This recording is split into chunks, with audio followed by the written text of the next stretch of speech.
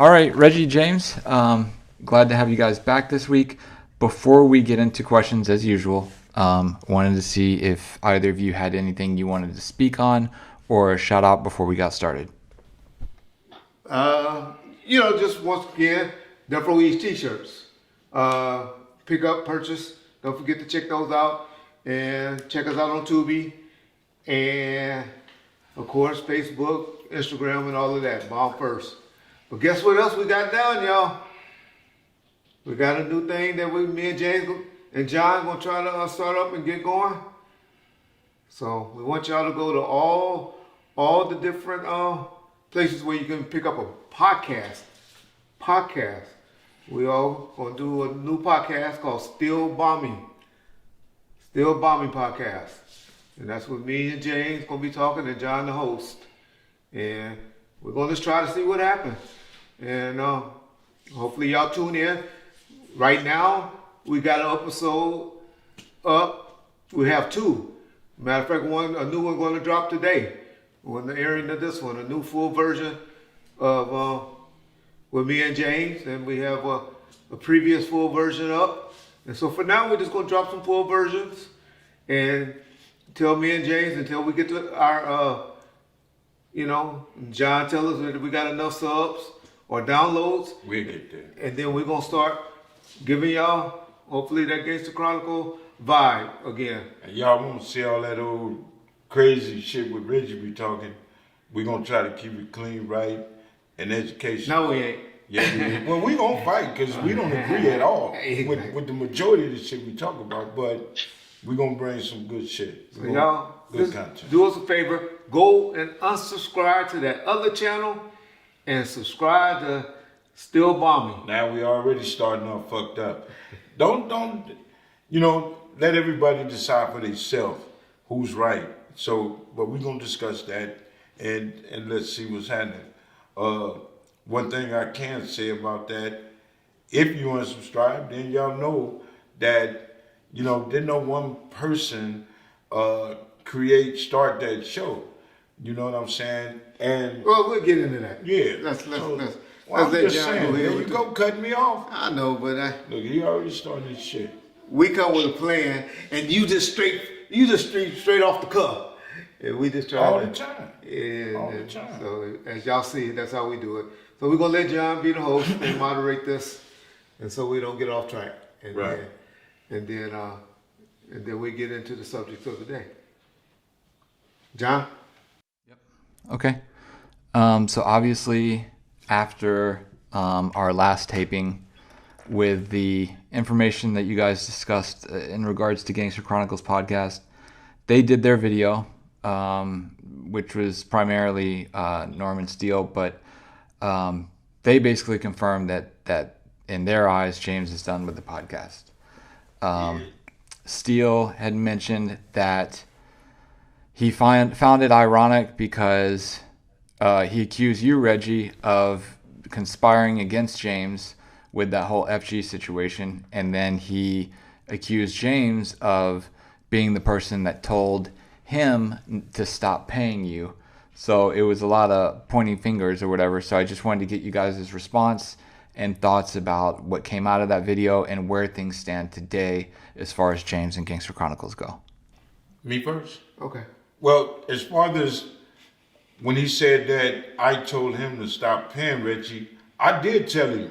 When me and Reggie was in jail, and Reggie had said something about me on Bomb First relating to Tupac. He didn't know Tupac or something. You remember that situation? I remember a statement like that, but Yeah, I got stuck. I got cut off in January. Okay, so those statements were made later. No, it was on Bomb First, and I heard it. I said it on Bomb And then when it happened, I was pissed off. Damn, my nigga coming at me like that. Why is he coming at me, calling me a liar? So yes, I got mad. Yes, I said, no, don't pay Reggie. Don't give Reggie no money. I did say that. Ain't no need to sit here and lie. I said that. But Norm did things the way he wanted to do it. So that was that one time when I think we was finna get some YouTube money, but it wasn't no hell of ass money, no life changing, BS that was gonna happen.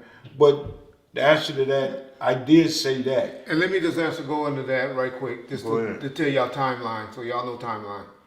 So y'all gotta understand, Gangster Chronicles started about March of 2019 is when we started taping. I taped and James taped over 35 shows prior to me going to prison together. It might have been 33 episodes prior to me going to prison in October of 2019. On that time, we had started YouTube and we started making money. My first check from anything from Norm still happened in October, a week or two before I went to jail. December, James or Norm brought my wife some money. I did. And then in January. And those checks was like $1,300, $1,200. And the second one that my wife got was $400. That's all Reggie got for all of that work from March all the way to February or January of 2020. That's all I ever got from Norman Steele or Gangster Chronicles. Y'all know the amount of views just from talking about Boosie alone that was generated during that time period. But you had to split it up four ways. Myself, Norman, Alex, and James. Me and Alex Alonzo, well, I know Reggie Wright hadn't got anything from Gangster Chronicles since January or maybe February of 2020. So all of that y'all was taking care of me while I was in prison is some bullshit because that money was generated. Anybody know about payments from I don't think nobody YouTube? said He did. That. He said that. Y'all talked about that on the show when y'all tapped at me before after that. You said y'all tapped at you. When y'all was saying, I took care of a nigga while he was in jail, was sending money to his wife and stuff. I remember that episode of Gangster Chronicles. Y'all might not. I don't remember. You said there, but Norman was the one talking. But my point to this is, let me explain y'all the origination. And then I'll let James, finish talking. But how Gangster Chronicles will start off with this motherfucker lying. His first words out of his mouth on his response was, I created Gangster Chronicles, thought of that in my living room in 2016. No, motherfucker, I didn't meet you until 2019. And when we started off, the first episode was called what? What? Death Row Chronicles. Death Row Chronicles, not no Gangster Chronicles. So how you gonna create something and you thought of something, and this is mainly for MCA, so you'll know how your boy just up there lying and how things originated. Why was it called Death Row Chronicles then? James on one of the episodes made a comment, said, Reggie, I ain't gonna sit up here and talk about Death Row all goddamn week in one of the first 3 episodes that we did on the podcast. And I was like, okay. Me and Norm talked, because me and Norm was the ones talk. James is a straight shooter he just shoots from the cuff. When I'm supposed to be there, what time I'm supposed to be there. That's James, that's all James did. And so me and Norm used to sit up and talk about what we're gonna talk about and all of that for the first 3 or 4 episodes. Until Alex came. Exactly. And so for the first 3 or 4 episodes, that's how it was done. One day doing the thing, I was like, James getting tired of talking about Death Row. I think we need to call this, change the name. He and I sat on the phone, talked to him, we thought about it and all of that. He came with some artwork. Y'all remember this, of a logo of like a gangster car. Yeah. Like a red, like a old mobster style car. On that phone conversation, I'll be lying if I said I came up with the name or Norman came up with the name.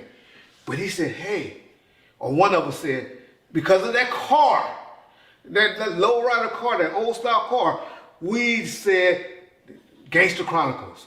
Called James, we all 3 agreed on the name Gangster Chronicles. During that time, Alex Alonzo was brought to the table. All of that was done by Norm. That's the one thing, the two things, I haven't told y'all the other thing that Norman did for Gangster Chronicles. And so he brought Alex to the table. Me and James had heard of him, but we didn't have any relationship with Alex. He came in as a guest. I think even before that, Bosco had came in and did something with us. I don't think Alex was on the show. So we were letting people come in as guests and do stuff. So after we did that little situation with Alex, we started vibing in that, and we liked Alex, and he was a good moderator and all of that.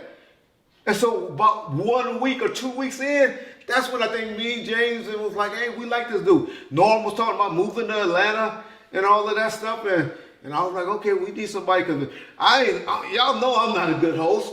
Y'all know that ain't what James does. That's what I was like. I was ready to walk away then. You were, and I was He like, said he no, was going to Atlanta. And I was like, no, James, he don't do nothing but do shit from Hawaii. He don't even come to the shows. I was like, we don't need him like that, as long as he making it happen. James like, all right, Reg, whatever. And so then we go and create that tantrum with Alex Alonso. Even then, the only person coming up with concepts and show ideals and stuff like that is Alex and Reggie. Alex and Reggie. Norman ain't did nothing but post it up and put it up. Now this is where his value come in. This is what Norman value come in on Gangster Chronicles. He did have agreement, some type of agreement. He ain't paid a dime because the nigga didn't have a dime. The nigga was broke. We'll get into that later. But he was working. He had a job. I mean, okay, he was working. He was a working man. Had 9 to 5. Making it happen. He was doing a little bit of management, a Glasses Malone and Busy Bone. Okay, enough said on that, right? And so he was doing that little bit of managing or whatever. But talking about he had $30,000 to invest in that. No, nigga, you had a deal. And you had to deal with Yuckmouth, Gonzo, my boy Soren Baker, and all of them. Any of y'all ever heard of their podcast shows? Any of y'all ever heard of that nigga before that? Calm down, Reg. We not gonna bring all them other people. I ain't bringing them down. I'm just saying that I'll call them the ball, striker, strike. None of them niggas podcast was doing anything. Y'all didn't start hearing about Norman Steele until y'all heard about Gangster Chronicles was put out there. Yeah, tell me if y'all have. If y'all even knew who he was prior to that. So for him to go and sit up there and act like he made this and he did all of that, nigga, you got your little career. You had something with Doggy Diamond. Whatever that relationship is, I don't know. Shout out Doggy Diamond. No disrespect to you, bro. Other than that, you didn't have anything else going on. And you're going to try to make it. James, Reggie, and Alex made Digital Soap Opera Network and Gangster Chronicles. Still to this day. Only other good run you had with Gangster Chronicles and Digital Soap Opera Network was your boy CJ Mack and Dub C for 3 or 4 episodes. And then they figured your ass out. And they don't fuck with you no more. They over with, y'all gonna be hearing Pacific Code Media and Reggie Wright and Rick. What? Yeah. But y'all hear about that later. They don't fuck with him no more. Cause they know of his business dealings. Well, you done?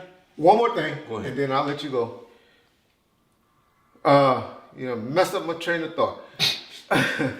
But Gonzo told me a long time ago when he was gonna whoop your ass, when he had you all scared, telling you was no good motherfucker. Go ahead. Nigga tapped at me. Well, all we did was put it out. Okay, I'm gonna let you say. I mean, go ahead. Go ahead. I just want to keep it clean because when shit like this happens, for number one, we as black men tend to attack. I'm solely on some different shit, trying not to think like that. And you and so many. Only reason I sat back and didn't do nothing was because you were still over there. Okay, but that's what I'm saying.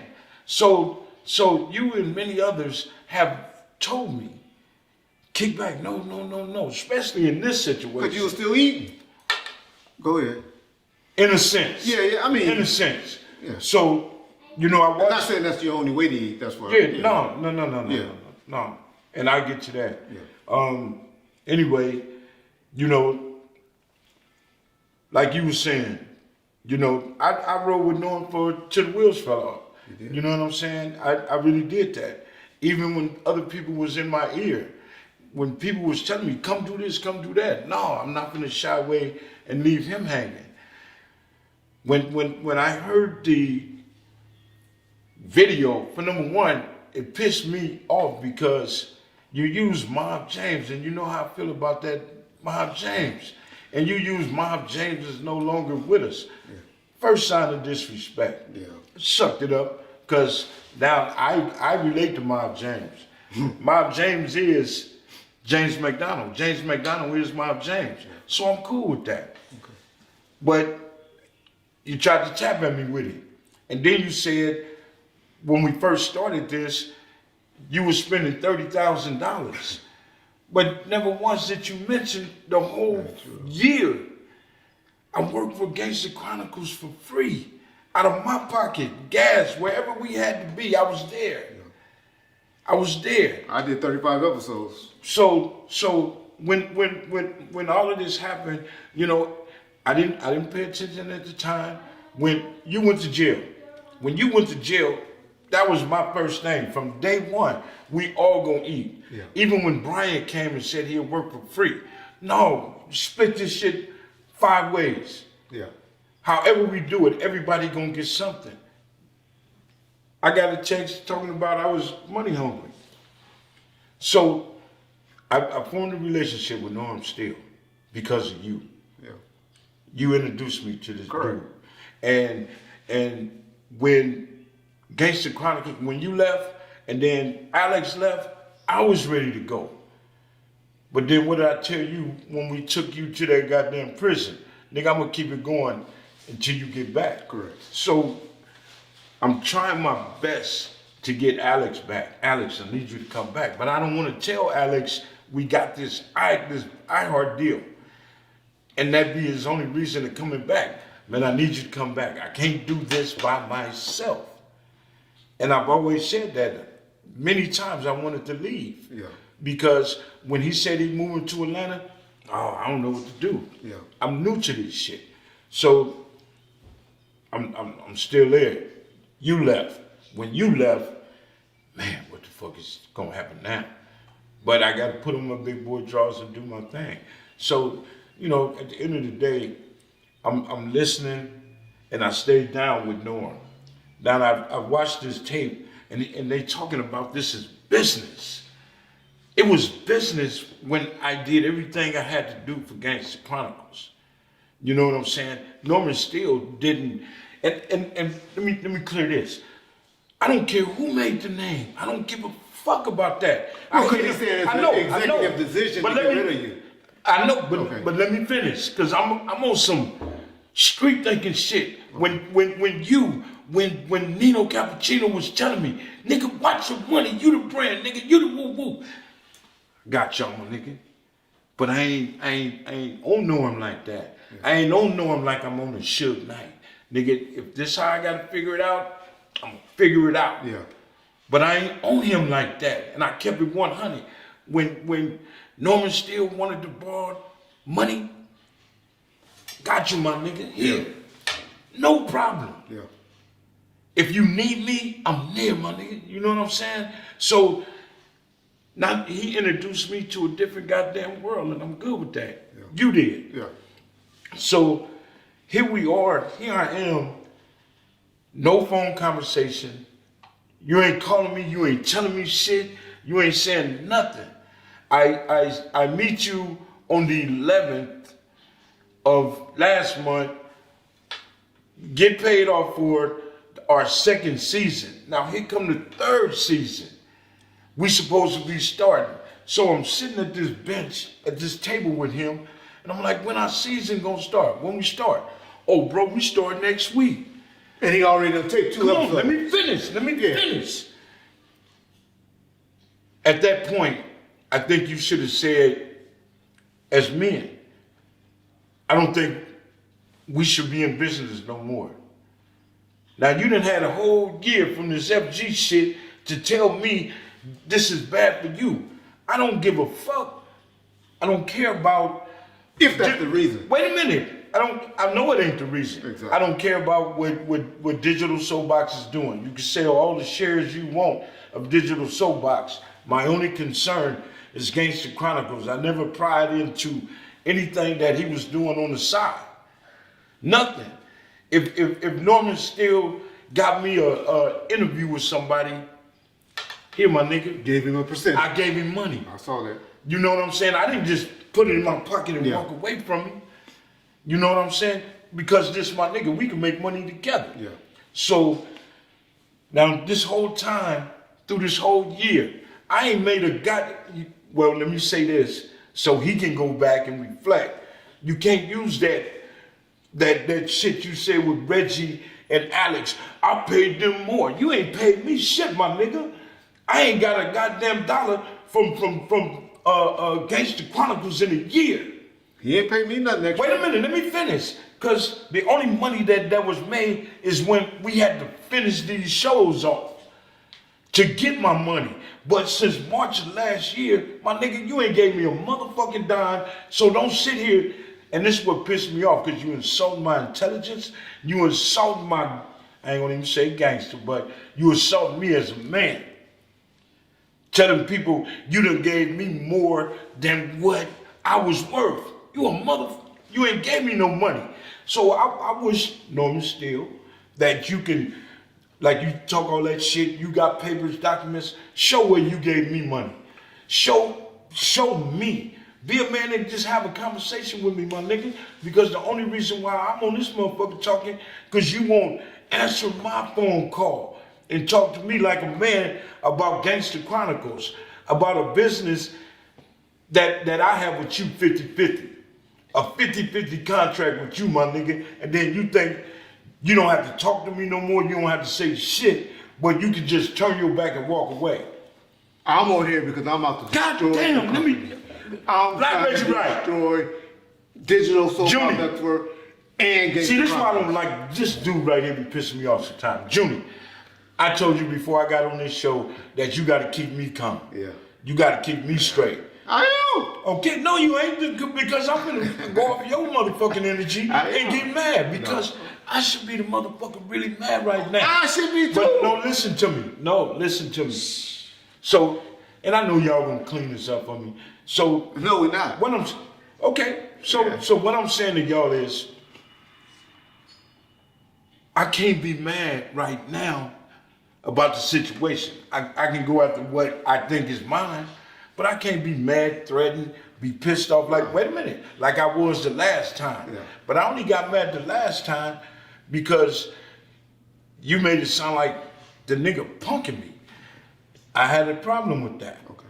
But I'm good. Okay. So now I gotta figure this situation out through paper. Not being violent, not being none of this shit. So when I saw him on this motherfucker talking about it's business. If it was business, you talk to a motherfucker that you fuck with about business. Yeah. This whole time, me and him never had a conversation about I ain't fucking with you no more. Because of X, Y, or Z. Yeah. Period. Okay, but to get to your question right quick, John, and then we'll go into a part two of this. Wasn't that his question? No, your question, the question that he asked you to me and me to you was, did I set Line James up with the FG situation? That ain't the All right. question he asked. That's a goddamn lie. John, did you ask me that question or not? I did quote that Norm had insinuated Oh, that yeah, you, okay, that you had worked against James. Okay. The answer to that question is WAC 100. I'll tell it again. Tell y'all again. Name it. The motherfucker Star Report put it out first. FG and Alex Alonso conspired and sent it to 5 different YouTube channels. The paperwork.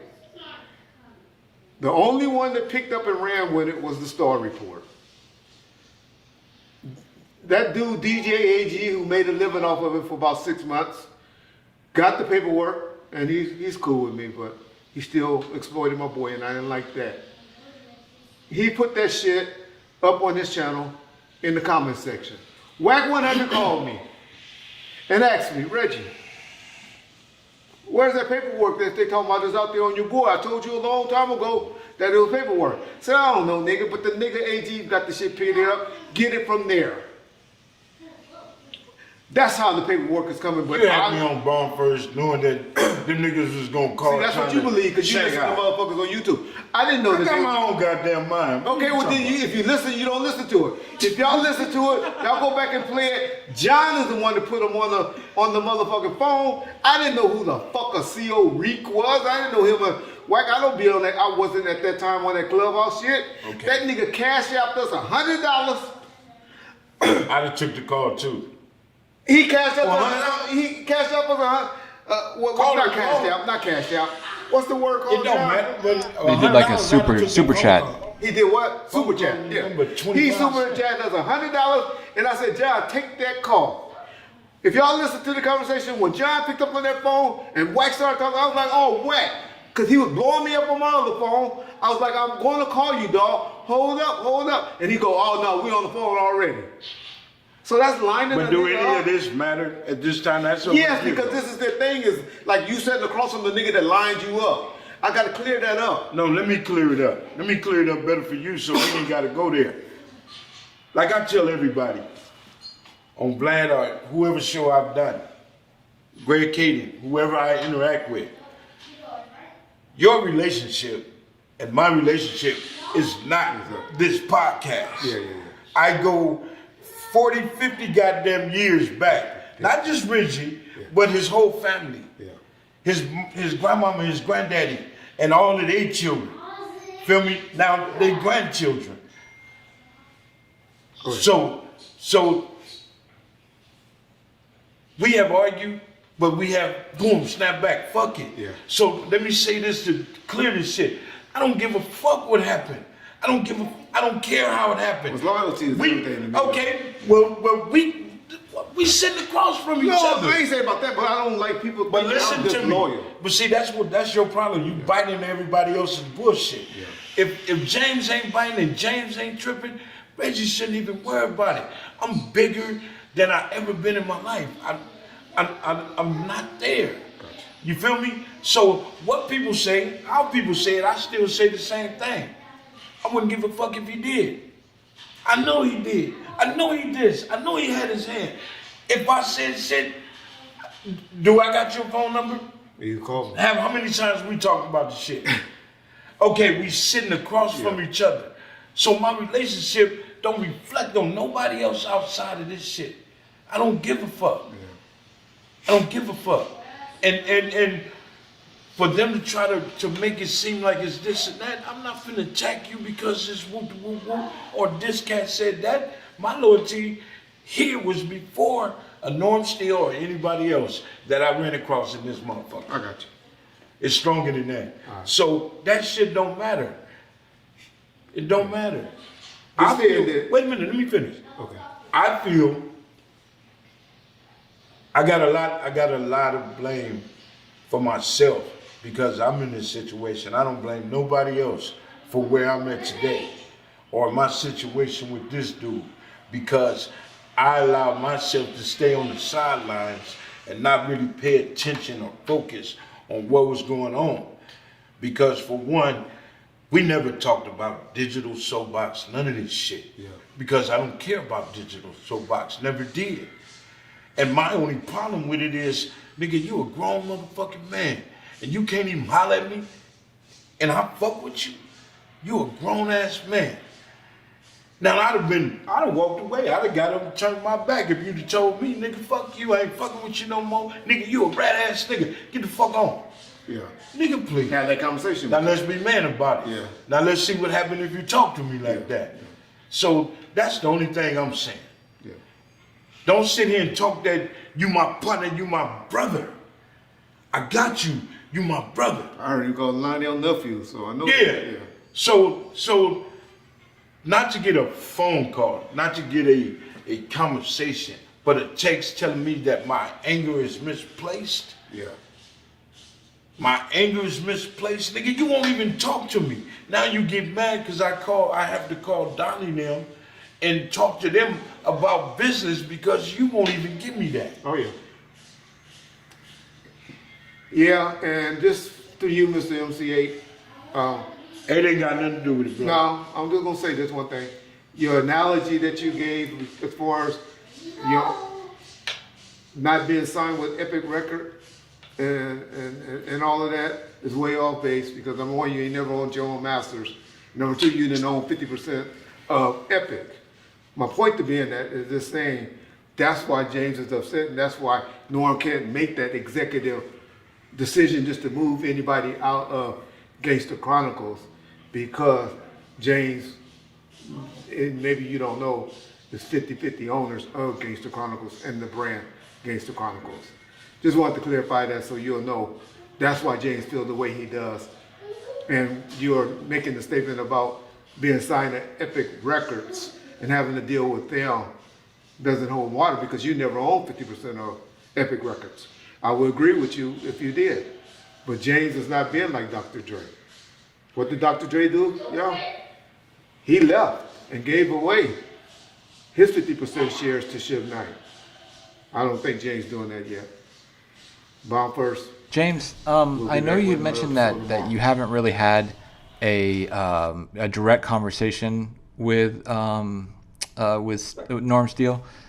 Can you tell me how were you notified that you weren't going to be on any of the shows going forward? Well, I was never notified. I seen the video he put up, and Norm had sent me a text, and his text was, it's apparent that Reggie and them, you over there with them and this and that, with the guy that started this ain't got nothing to do with Reggie and them. This, whatever that situation was a year ago, if Norm would have got at me a year ago and said he done when this shit first came out, cool. You're a grown-ass man, you got a right to make your decisions. But we went all the way through finishing out the second season, and then with his text, he said, that it was about money. All I want is a paycheck. Nigga, I ain't never been about no money. It ain't never been about money. We had 30 motherfuckers that split it halfway. If we got $1,000, all 30 should be paid. That's how I felt. So it was through a text. It wouldn't, he wouldn't hold this conversation. Like I said, I seen a brother on the 11th when we got paid off. The 11th of what? The 11th of next month, February. last month. February. Yeah, February. And once that happened, he's sitting right there. He could have told me, I don't want to do another season with you. So I know we 50-50. So what we got to do to resolve partnership. And then we could have came up with something that's grown men. I not one time have I ever forced this dude to fuck with Bob James McDonald. And just to say it, to set the dates correctly for y'all, because I know most of y'all don't like to do the research. He had already did a show with Daz. He had already did a show with MC8 and himself. Behind my. Without James. He have been taping shows since March of last year without James. So it's been a plan, y'all. And y'all just don't know what the plan was. That the money. Let me clear this one up. Okay. Our struggle has been hard with Gangster Chronicles. I don't care what people think or whatever. Like I said, I haven't got, outside of iHeart, I haven't made $1 in a year. This month makes a year that I received any money from Norm. Except for season 2. Except only, that's the payoff. Yeah, but we get the upfront and then the other half. Yeah. That's all. Yeah. And I'm living off that first half of the money. You feel me?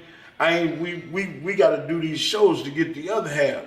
So I ain't getting nothing. In between that, I ain't making a dime off of Gangster Chronicles. Not in a year. I didn't complain about none of that because I thought Norm was having a harder time than me. I thought when his son was going through the NFL thing and all that shit, I'm thinking, okay, I ain't gonna stress my I've seen that nigga every game with his wife and daughter. Okay, wait a minute. So him taking these trips with his family to support her son, cool. I ain't said a word. I ain't argued with him. Well, nigga, how the fuck you? Me and him never got there, cause I ain't never said nothing. And you don't count niggas' money, man. So I ain't tripping. So he on this damn show and he said, yeah, I'm sitting there in a $1 million condo in $1 million. God damn, now you got $1 million new home, huh? So now they explains why we are where we at, because now we done our third season. I don't know what. Boom, is here now. Now you saying if I get rid of James, I can give 8 what I want to give 8, and then I can this money. Did y'all give 8 any money in the second season? No. See, tell you, that's the nigga. That's the nigga y'all dealing with. You people that's out there wanting to sign up with digital soap opera and all that, y'all better do y'all paperwork and think and have that money sent to y'all directly. Well, let me finish. I'm telling y'all. Reggie cut in again. Fuck that nigga. It's like he trying to get me boiled up because No, I'm speaking. Not you. I got done too. I'm talking. I'm not saying. I Can got I done finish by my this nigga, motherfucking? Yeah. Let's stop cursing. What I'm saying is, you cussing telling me to stop. I know that's it. Let me stop cussing. Oh, I thought you said this. No. What I'm saying is, you got to be a cold motherfucker to get up here and get on here and sit across from me and say, yeah, I got $1 million condo. So you telling me you bought $1 million condo? Cause you didn't have all this. No. Right. So apparently you getting your money. Yeah. But, I didn't say shit when the people got to telling me, man, no, he's signing over a digital soapbox. To Jeff. Why is you naming names, man? Yeah, cause that's what I do. Well, I'm finna shut the fuck up because I don't do that. I do. Okay, go ahead then. You go ahead. No, I'm done. All right. So he got to deal with Jeff. He got to deal with Rick. He got to deal with this person and that person. He got deals with everybody selling the soul to everybody. And then now what Gangster Chronicles send letters out to those people. They talk about, oh, we done paid Norm. We done gave the money to Norm. CJ Mack, Dub C, y'all were right. Any of you future people, y'all better make sure y'all do y'all paperwork right. The brother's not right. Him, and I like Glasses Malone and all that, but Glasses will be out there hustling for him, saying all the right things for him, because they are like brothers, like me and James is. I respect that, got no problem with that. That's all good and cool. But the brothers out there ripping off people, got his haircut, got his beard, thinking he Suge Knight. Suge Knight took care of his people until he stopped fucking with them. Make sure y'all paperwork right, that's all I gotta say. All right, I won't interrupt you no more, James. Go ahead. Okay. James don't want to talk. You don't want to talk now. No, I'm just saying. Yeah. And if no one would call and talk to me, I talk to a big court. Get the brother on the phone and maybe you can mediate so our tempers don't flare up and he say something out of line. Glasses. Or whatever. We talk to Glasses. Glasses saying we get him on the phone. 4:30, 5 o'clock. No phone call. I tried to reach out and call him. He don't answer. So I'm just saying, if we doing business, if it's all about business, don't talk business to me when you can't even make a phone call. Don't talk no monies that you ain't gave me. That shit don't fly here. Don't talk like you've been taking care of me. You ain't gave me shit. And if you have, I wish you get on Gangster Chronicles and explain what you gave me, my nigga. What you gave me. So this wouldn't even be happening if you just make a phone call. Nigga, holler at me. You feel me? But you ain't finna just turn your back and think you finna walk into the sunset with no $1 million and then I'm sitting here, you know what I'm saying? And I don't believe he got $1 million. I don't believe that. But my point is, y'all just don't understand what subscriberships and downloads, subscriberships on YouTube, which he's up to like a couple 100,000 but that's digital soap operas. He was smart to put it under that name. But the Gangster Chronicles downloads, That's a value. And how Digital Soapbox Network got that? It wasn't from Doggy Diamond's channel. It wasn't from Yuck Mouth channel. It wasn't from I Am Court channel. It was all from Gangster Chronicles. And y'all know that? Anybody that's being real with it knows that's where it came from. And he was able to get that deal because of the legwork that Reggie, James, and Alex did. All he did was the two things that I described in the earlier episode. Well, I'm going to say that. CBS Studios, which he had a deal, and Gangster Chronicles paid for all the other ones that failed, and for bringing Alex Alonso to the table, and making the call to me to talk about doing a podcast. So don't think you're no genius. Wait a minute. Come on, man. He was, as far as putting the podcast together, yeah. But me and you were doing Bomb First and doing 2 hour, 3 hours. Yeah, but what I'm saying, before you're that. taking, and let's just keep it 100. Norm did a lot of sitting up and putting those shows together. I said that at the beginning. I acknowledge that. Okay. Being foresight on the podcast world. Yeah. Oh, I give him credit for that. Okay. He brought that to us, gave us that opportunity. All right. But we were doing things prior to that, and it ain't like I ain't benefited a penny yet from Gangster Chronicle podcast. Any money that I got was money that was made off of YouTube. Y'all Right. go back and look at those numbers that was generated back there on YouTube. We was getting some good views back then. But he wasn't creating that. Producing is creating all of that content, talking about doing those shows. He wasn't even at the studio. He probably was at the studio on 3 tapings, 4 tapings of those 35 tapings. Okay, the first 3 he was there. And then about 2 more he might have popped in on. If he was at more than 5 of those 35 tapings or had input on any of those shows other than editing them and putting them on the podcast download, and then Brian does all that. Well, he ain't in jail for being drunk driving or something. That nigga been tapping at me in the comment section. Oh, I don't know. Oh, I yeah. don't know. I read Smooth Okay. Productions. Okay. So I know. You want me to mess up some relationships? I'll tell you some of the shit Norm telling about you and your drinking, Norm, Brian. So you just need to sit back and be a nice little puppy. Because I tell people, careers, bro. Chris Stokes, you want me to start talking? Yeah, okay. Nigga, you'll change that channel, that name so quick. Keep fucking with me, Brian. Go ahead. I always appreciated you because you rolled up there with James and filmed us and took Brian me came out. himself. I And appreciate when Brian came, said, I just want to film it. Yeah. And he like, I don't want no money. When Brian came, Brian did his thing. He did his So thing. just stay in your lane, Brian.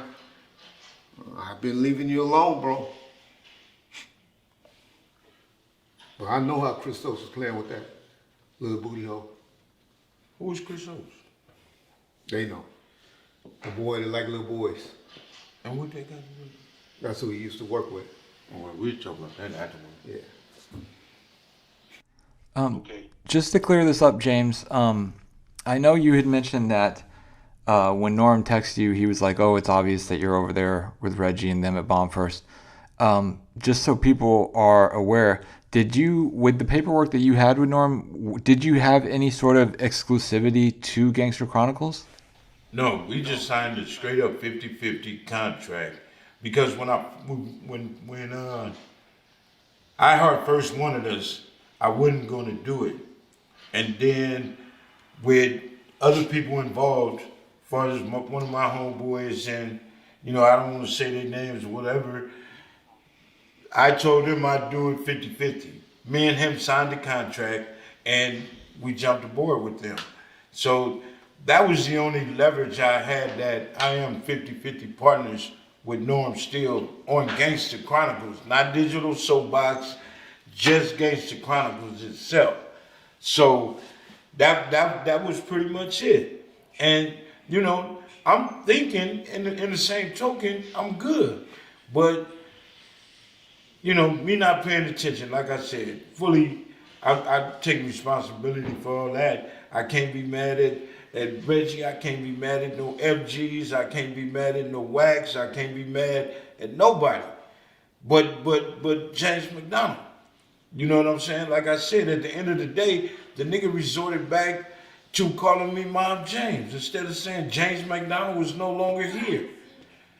Or me and my brother decided to go different ways. This man just, I mean, you know what I'm saying. I'm gonna see if Big Court can get Norm. You don't need to talk to Norm. Norm ain't got no money no more. You need to be talking to Charlamagne the God. Yeah, you don't need to talk to be fair. It's past Norm now. We need to go. We got some letters that have been sent out to Charlamagne the God and his company. Right. And we're gonna handle it professional. We Right. ain't. We 50-something years old now. We ain't on that shit when niggas used to bring people knocking on your door. We ain't on that no more. And it would have been bad because when he sent me the text, trust me, I was mad as hell. Reggie Wright, Lee Ford, not to name them other people because they probably don't want their name involved, but I was like, fuck this. Come get Lionel. Come get him. I can't do it. You know, but it's like, if you did that, then you're going to sit in jail some motherfucking way for the rest of your life, and then you're going to be worried about who got and how they taking care of him, which they're right. You know what I'm saying? So, you know, James McDonald's life is totally different. Totally different. And I give thanks to Reggie and Norm for changing that, helping me change that to get to where I'm at today. I don't take no credit from the dude, but I'm saying, if you want to be shiesty, you should have been, you should have been man enough to get at me 100 and tell me fuck me, or just tell me it's about the money. I don't need you. Woo woo woo. Gangster Chronicles wasn't yours, homeboy. I don't give a fuck who came up with the name. The name doesn't matter to me. And you tell about where y'all heard Gangster Chronicles from. From Reggie Wright and James McDonald went on Vlad TV. We had Vlad TV write up stuff on his website. Vlad helped us out on that, and we promoted the heck out of that on Vlad channel, and he allowed us to do that.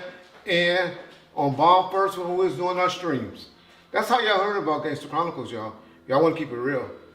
Any of y'all that can't, they'll honestly say y'all didn't hear about Gangster Chronicles until y'all saw James and myself on Vlad TV in the comments and us doing those interviews that we were those 4-hour long live streams we were doing on Bomb First. Right. Part of that, y'all had no idea who we were. And so for that man to go and try to take credit for all of that, and we give him some. I gave y'all the two things. No, that's what bothers me the most is that he's saying that this is his shit.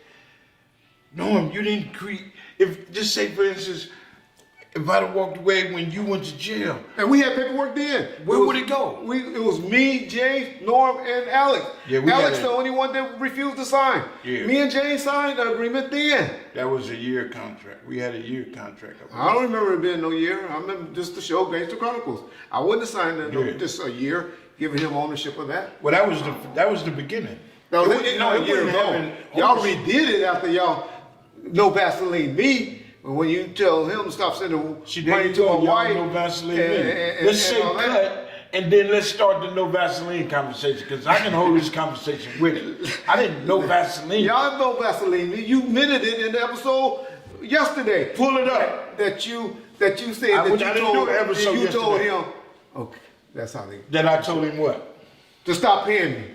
That's no Vaseline. Stop paying Reggie. Reggie did all of this for 35 days. All the money we getting is off YouTube. Ain't Charlamagne the God, and none of them have came to y'all yet. Now, John did not say earlier that when Reggie spoke on me on Bob First, that's no Vaseline. That's can bad. You stop? No, because you know Vaseline. I would never get on a podcast and speak. Y'all say nothing or call Reggie a goddamn liar. Period. So when I'm like, damn, this coming from Reggie. Reggie said that? I don't know what I said. You know how I act. And you know how I take. Wait a minute, listen. Saying you was wrong. No, but listen. You know how I take shit. Yeah. So when I'm trying to tell Reggie, like, God damn, you come like that. Reggie, the only person I said out of Alton's, let's call it a diary or whatever. Okay. You going live, mother. You going what you call them and speak on my conversation. I was justifying what. Why you didn't know it wasn't right? But we don't have justifying why you said Tupac was spitting on people. Reggie, you know how many motherfucking things that I could come on fucking camera and justify Reggie said? I ain't never rebutted nothing Reggie said. Well, if I say something once, you can say it twice. I say it twice. Even though you can, I can still sit here and say Tupac spitted on motherfuckers. And where did you get that from? You got it don't matter. It don't matter. Well, that's all I was. But I was calling myself cleaning it up, to be honest. You ain't got it. Because you never brought that up. I just want you to know why I did that. I ain't never lied to nobody on this motherfucker when I talk. That's respect. When I talk, I keep it 100. Right. And then I don't. I just want you to know why I did that. Because that was something deep that I did. But it's still done. Correct. It's still done. And I was mad as a motherfucker that I got to get on Gangster Chronicles and say, okay, Reggie, if you feel whoop, now we like we going at each other. Gotcha.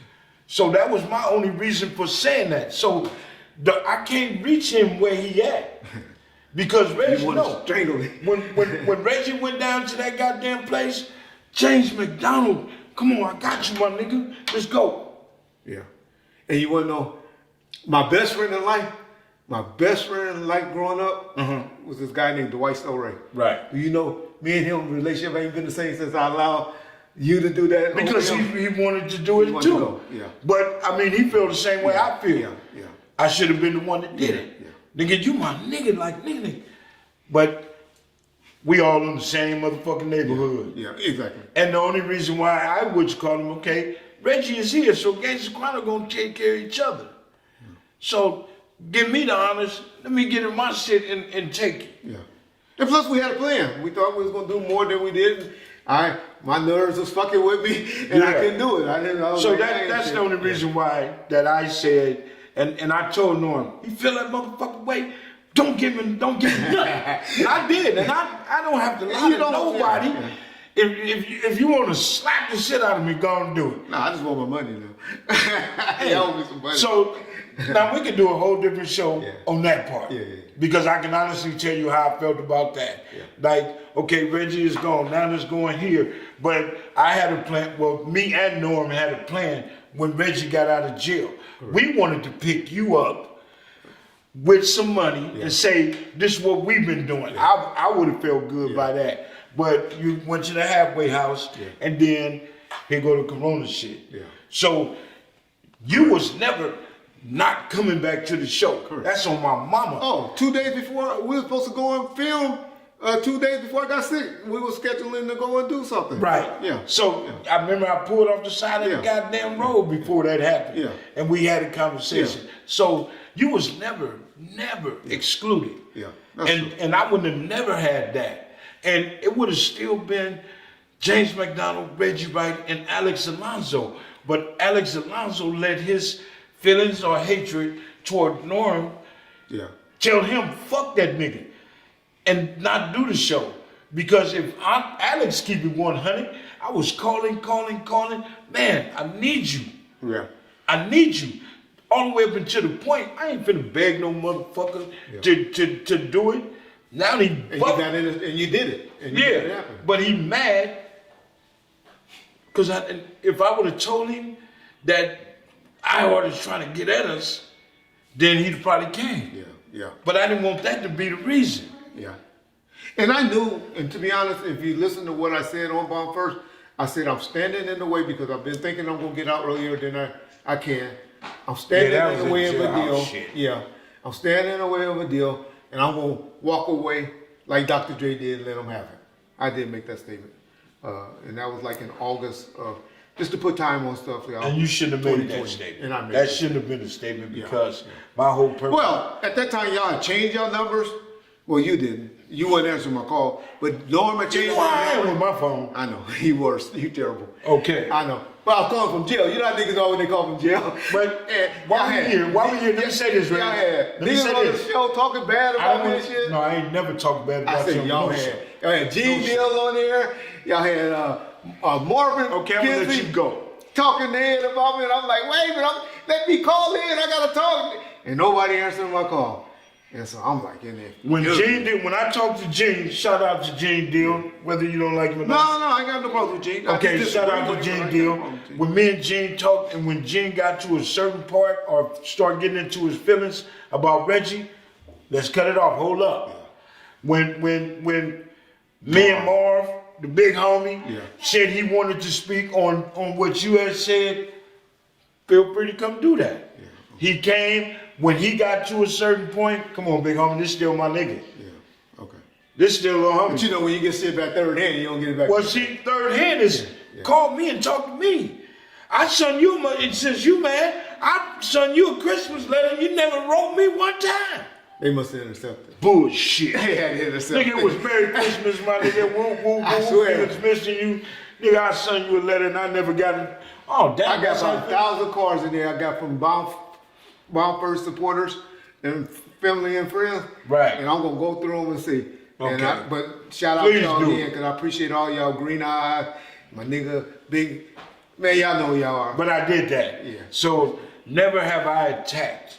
Okay. I know that. And just how if somebody attack you, you got a right to attack back. You got a right to, whether you choose to or not. Motherfuckers just got to accept it for what it is, right? So that's why I don't say much when Reggie gonna attack. First thing I say, oh, somebody done pissed this motherfucker off. But that's how it be. But if I beg to differ or didn't like something that you said, I call and talk to Reggie. Your friends can do that. Yeah, that's what I thought me and Norm was. I thought this dude was my dog. That's why you hurt. But that's why it fucks me up. Yeah. That I allow myself to put myself in a situation like that again. Then I feel fucked up because I didn't attack that dude and come at him with pressure. How I had to get money out of Suge. Yeah. I could have came at Norm that way. Yeah.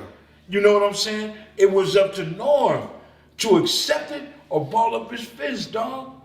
And I ain't never made him feel like I was on attack. Yeah. I ain't never made still haven't. No, and I'm not. Yeah, and I'm not. I think we should be bigger than that. I think we should be bigger than that. But when I saw the video, now he's confirmed that he's saying fuck me. Because I see Mob James on, everybody know I don't fuck Mob James. And I'm saying I can sit here and say fuck Mob James. But I had a conversation with you, sitting in my living room. Remember when I was telling you this shit is driving me crazy? Mob James, I gotta be Mob James, because ain't nobody accepting James McDonald. Ain't nobody taking James McDonald serious. And I went through the shit. I went through the whole shit about being Mob James. That's when I told you, get on your knees and pray. Yeah, and I did that. Yeah. So, if anybody don't understand the fact that I become the man I am today and I feel the way I feel today, then that's their problem. I gotta live with this dude, you know what I'm saying? And I wanna be a certain kind of way. I can't be Mob James raising a kid. Yeah. You feel me? Because he gonna be like Mob James. I'm not teaching that. And then, not only that, I'm teaching myself to be humble, to be in a better place. And then every time that I'm where I'm at, here comes some snake shit. Yeah. But at the end of the day, I guarantee you, Norman still gotta live with what the fuck and how he trying to get down with me. He gotta live with that shit. You know what I'm saying? And every day I find something to do. I'm good. I'm good, my nigga. I don't hate you. I don't want to do nothing to you. It's gonna happen for you on your own. For number one, you lie to too many people. Number two, I ain't gonna even go there. Number two, you can't even be 100, and you can't even be 100 with self. So you insult me when you sit here and talk about you ain't never did nothing out of line to nobody, or you done paid a motherfucker what they worth. Nigga, kill yourself. kill yourself. So that's gonna be your motherfucking punishment. You gotta lay in that motherfucking bed. You gotta think about it, my nigga. So I ain't worried about it. My first peace. Reggie, James, did either of you see this news article that came out about a week ago about this Georgia football player? He was like, they were saying that he could have ended up being the #1 draft or something like that, and then he got into some trouble with the law. Did either of you see that? I saw it, and I know what you're talking about. And, you know, hey, his #1 draft pick that might have messed up his life and getting picked up, but it's probably nothing. It's turning out it's just a reckless driving and stuff. So he'd do a little time. Some of the white scouts or general managers may try to drive his value down a little bit, but he's gonna be all right. But that's not the main reason I wanted to even talk on this subject. Or I don't even really want to get into that too much because we don't do too much sports talk over here. How I want to take the conversation with James is, and get James' feedback is, the reason why this kid is in custody and stuff because he was caught on camera racing down the highway with another vehicle, and the two people in the other vehicle died. In the state of California, I don't know about other states because I know we have different laws throughout the state. You can get charged for vehicular manslaughter in the state of California for doing that. When you're racing people and somebody died, either in your car or a result of your accident, or the person in another car die and hit someone or something like that. It's manslaughter in the state of California. I don't know about your particular state. This particular state, they only charging him with reckless driving and something else, speeding or something like that. And 2 people died in the process. In the other car that he was racing. My point to this, and this is why I want to go and go back and forth and get James' opinion, is about the reason why, and y'all going to say I'm hypocritical and all of that, but I'm just trying to educate some of y'all. Sometimes it ain't worth talking to the police, y'all. I know that's kind of crazy coming from me, but the only way this dude is getting this charge is because it's hard for just from cameras that you could say that was the person I was racing or that I was the one that was driving that vehicle without somebody else putting him in the car or staying there. The reason why they're able to charge him is because he gave statements to the police lying, saying that he was further away and all that. I'm just trying to educate y'all, tell y'all don't, even though I preach complying when they come in contact with you, but complying don't mean talking and trying to bullshit your way out of something. And I just wanted to throw an advisory out because I see how a lot of us mess up our lives and the youngsters and stuff by talking to the police instead of having a lawyer or something like that with you. Me and Jay's here, we go back and forth and we talk a lot of bullshit. But ultimately what me and him is here for is to kind of help somebody that's been in situations that we have been. James being on the other side of the law, me being on that side of the law. And y'all know eventually I had some issues on the other side of the law. But I do have life experiences enough, being a 55-year-old man, to say it ain't always good to talk to the police. The reason why this dude is going to probably, or was able to get charged to, is because he opened his mouth by putting himself in the car, when if he wouldn't have just said, I don't know, play Scooby-Dooby-Doo, they wouldn't have been able to charge him. James, you got any situations or anything to piggyback on? It's just like watching the first 48. Yeah. If a man don't say nothing, he walking out that motherfucker, because 9 times out of 10 they ain't got much to charge you on. Even in this situation, if he wouldn't have said nothing, then now they got to come up with their own concepts. Correct. They got to try to figure out what truly happened. If they don't have that statement from him, they'll never figure it out. Yeah. The police and but they can know. They just have to speculate. Yeah. But speculation don't win your case. Correct. And going into court when the police and everybody and every nigga that's on the street know when they go to court speculating, you always get out of jail. Because it don't work in front of the jury. Speculation ain't no good. But if he would have just not said nothing, he'd have been good. Because now they got to go frame by frame, do all this other shit, and 9 times out of 10, I mean, you know, he'd have been better off not saying nothing. One thing we learned, everything that you say is going to be that first arraignment. Well, they put themselves there, they said they had a little involvement in it, we got enough to charge you. Correct. You see what I'm saying? Yeah. So, man, let them do their job, don't do the job for them. And the reason why we're doing episodes like this is I just want to show y'all this is what Still Balmy podcast gonna be about. It's not gonna be about all the drama and going back and forth and all of that. It's going to be about things to where me and James can have long conversations, debating current situations, and try to relate it to situations that we know about, we experience, and number one, I don't give a fuck if I don't help nothing but one person. One person. That's all I strive for. I beg to differ. Okay. Me personally, I mean, one is good. Yeah. My grandfather always said that.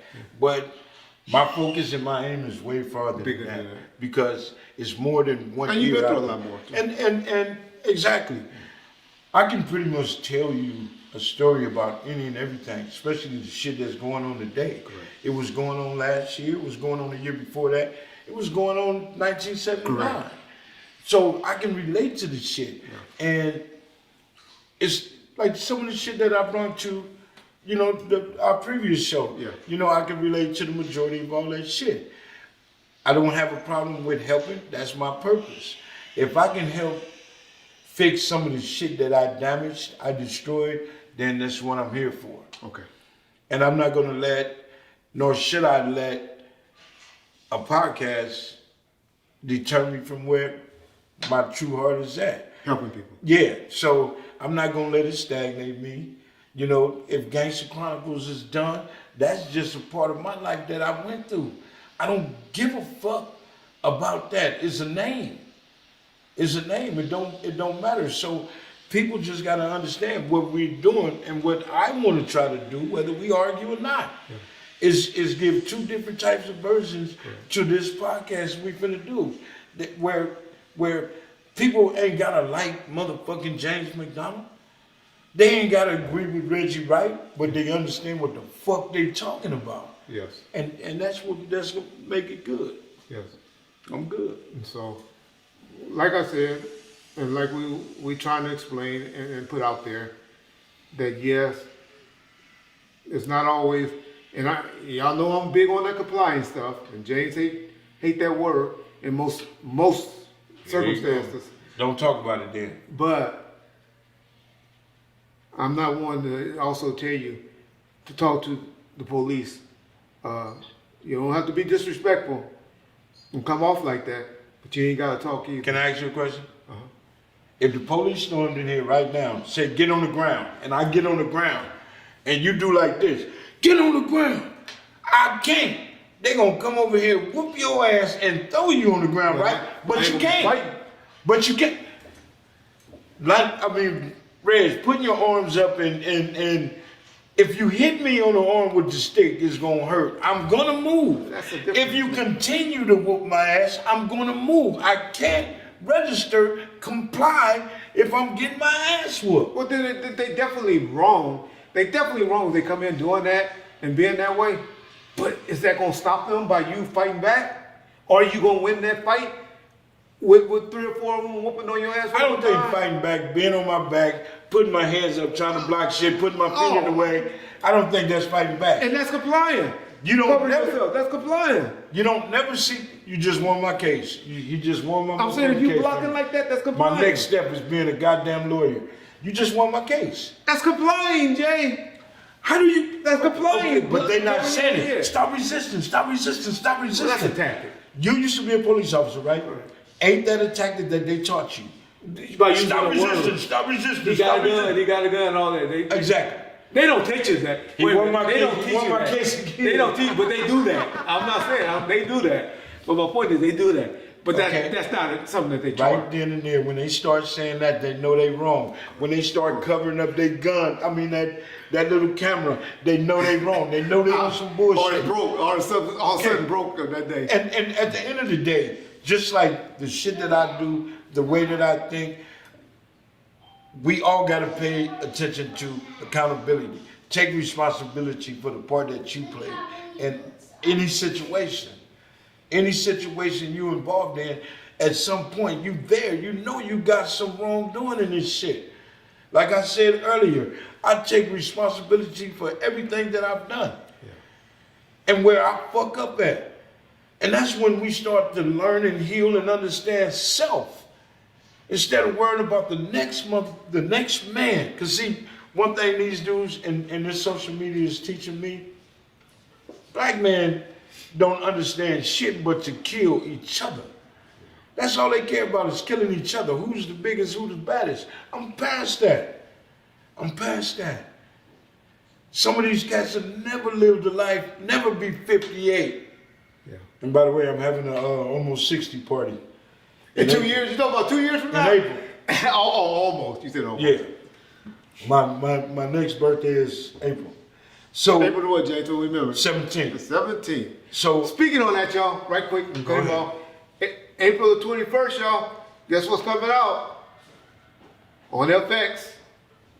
Just so y'all don't know, basically you people out of town and all that, FX is showing y'all Tupac documentary. I don't like it. I don't think it's gonna be good, but it's Tupac, and so April 21st on FX. Y'all make sure y'all tune into that. right. And happy birthday, James. Not and- yet. Next month.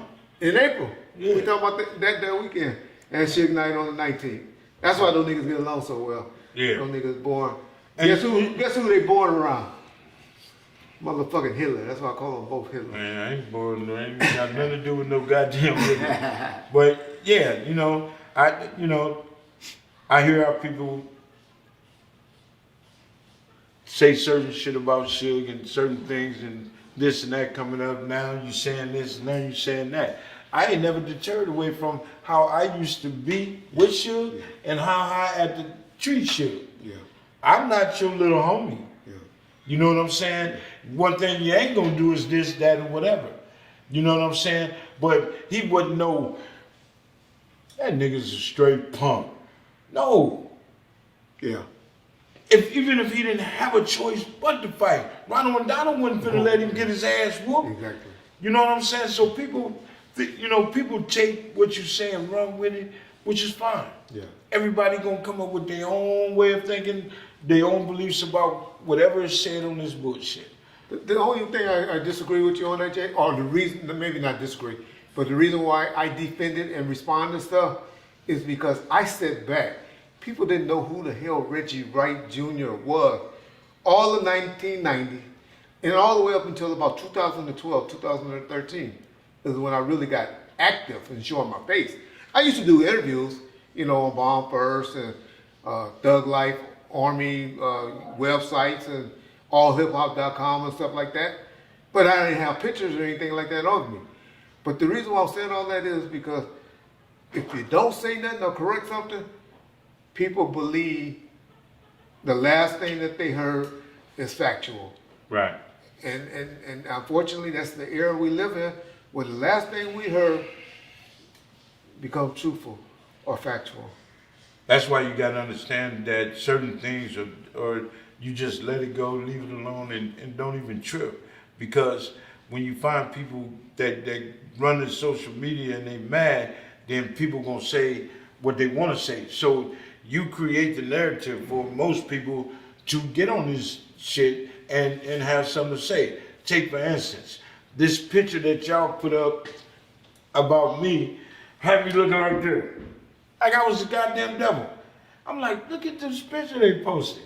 So, it's just people's perception of what people think that is best that we involve ourselves in. But I do. I ain't got a choice. Yeah. So it's fuck it. I don't care about all that other bullshit. Yeah. Being fair is being fair.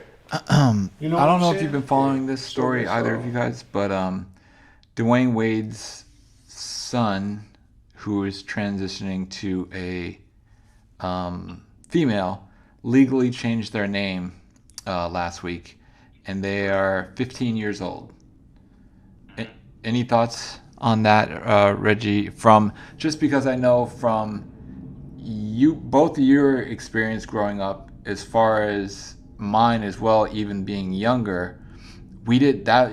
That wasn't something that we dealt with on a regular basis. We didn't. I personally didn't experience this in school.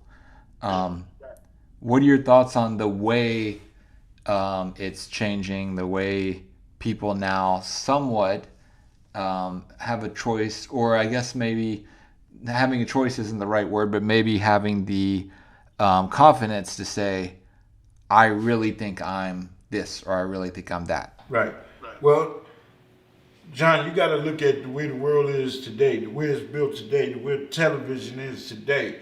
It's easier, more comfortable for people to come out of the closet or not even go in the closet.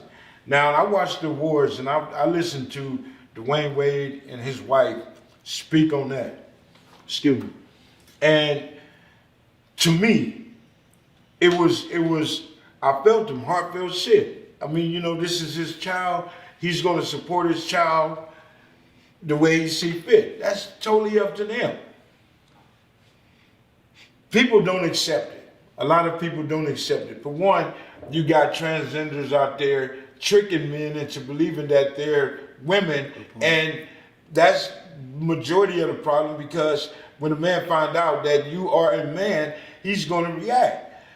Now, it ain't just on straight people that's tripping on the transgender shit. If you are who you are, then be that and explain that to people when you're dating or whatever. Because you take away my option of saying yeah or nay. But who are we to tell anybody that they can't be male or female? That's their choice. Whether we like it or not, whether we want to deal with it or not, we stay away from it if that's not where we at with it. But I listened to both of them and I can actually relate as a parent of where he's coming from. Where he's coming from. Now all the other shit I didn't follow and I really don't want to get into that, but if son wants to be or feel that he needs to be a woman, think about it. We wasn't hearing about the download shit or the DL shit, and there was so many motherfuckers on the DL, it's pathetic. Am I right, Reggie? Yeah. And now when the shit started to come out, our television, our cartoons is gay.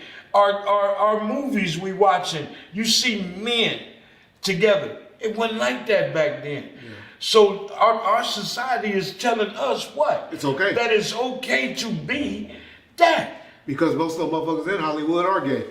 And Okay, go ahead. On you. yeah, it's hard for me to speak on that situation because Dwayne Wade, not my top 10 favorite athlete, but definitely top 10 basketball player. So it's hard for me to go against him, but I got to set aside my personal, like Kobe Bryant. Kobe Bryant is my favorite basketball player, probably top 3 athlete. Don't think I would like Kobe Bryant personally. Right. On some things that he done and all of that.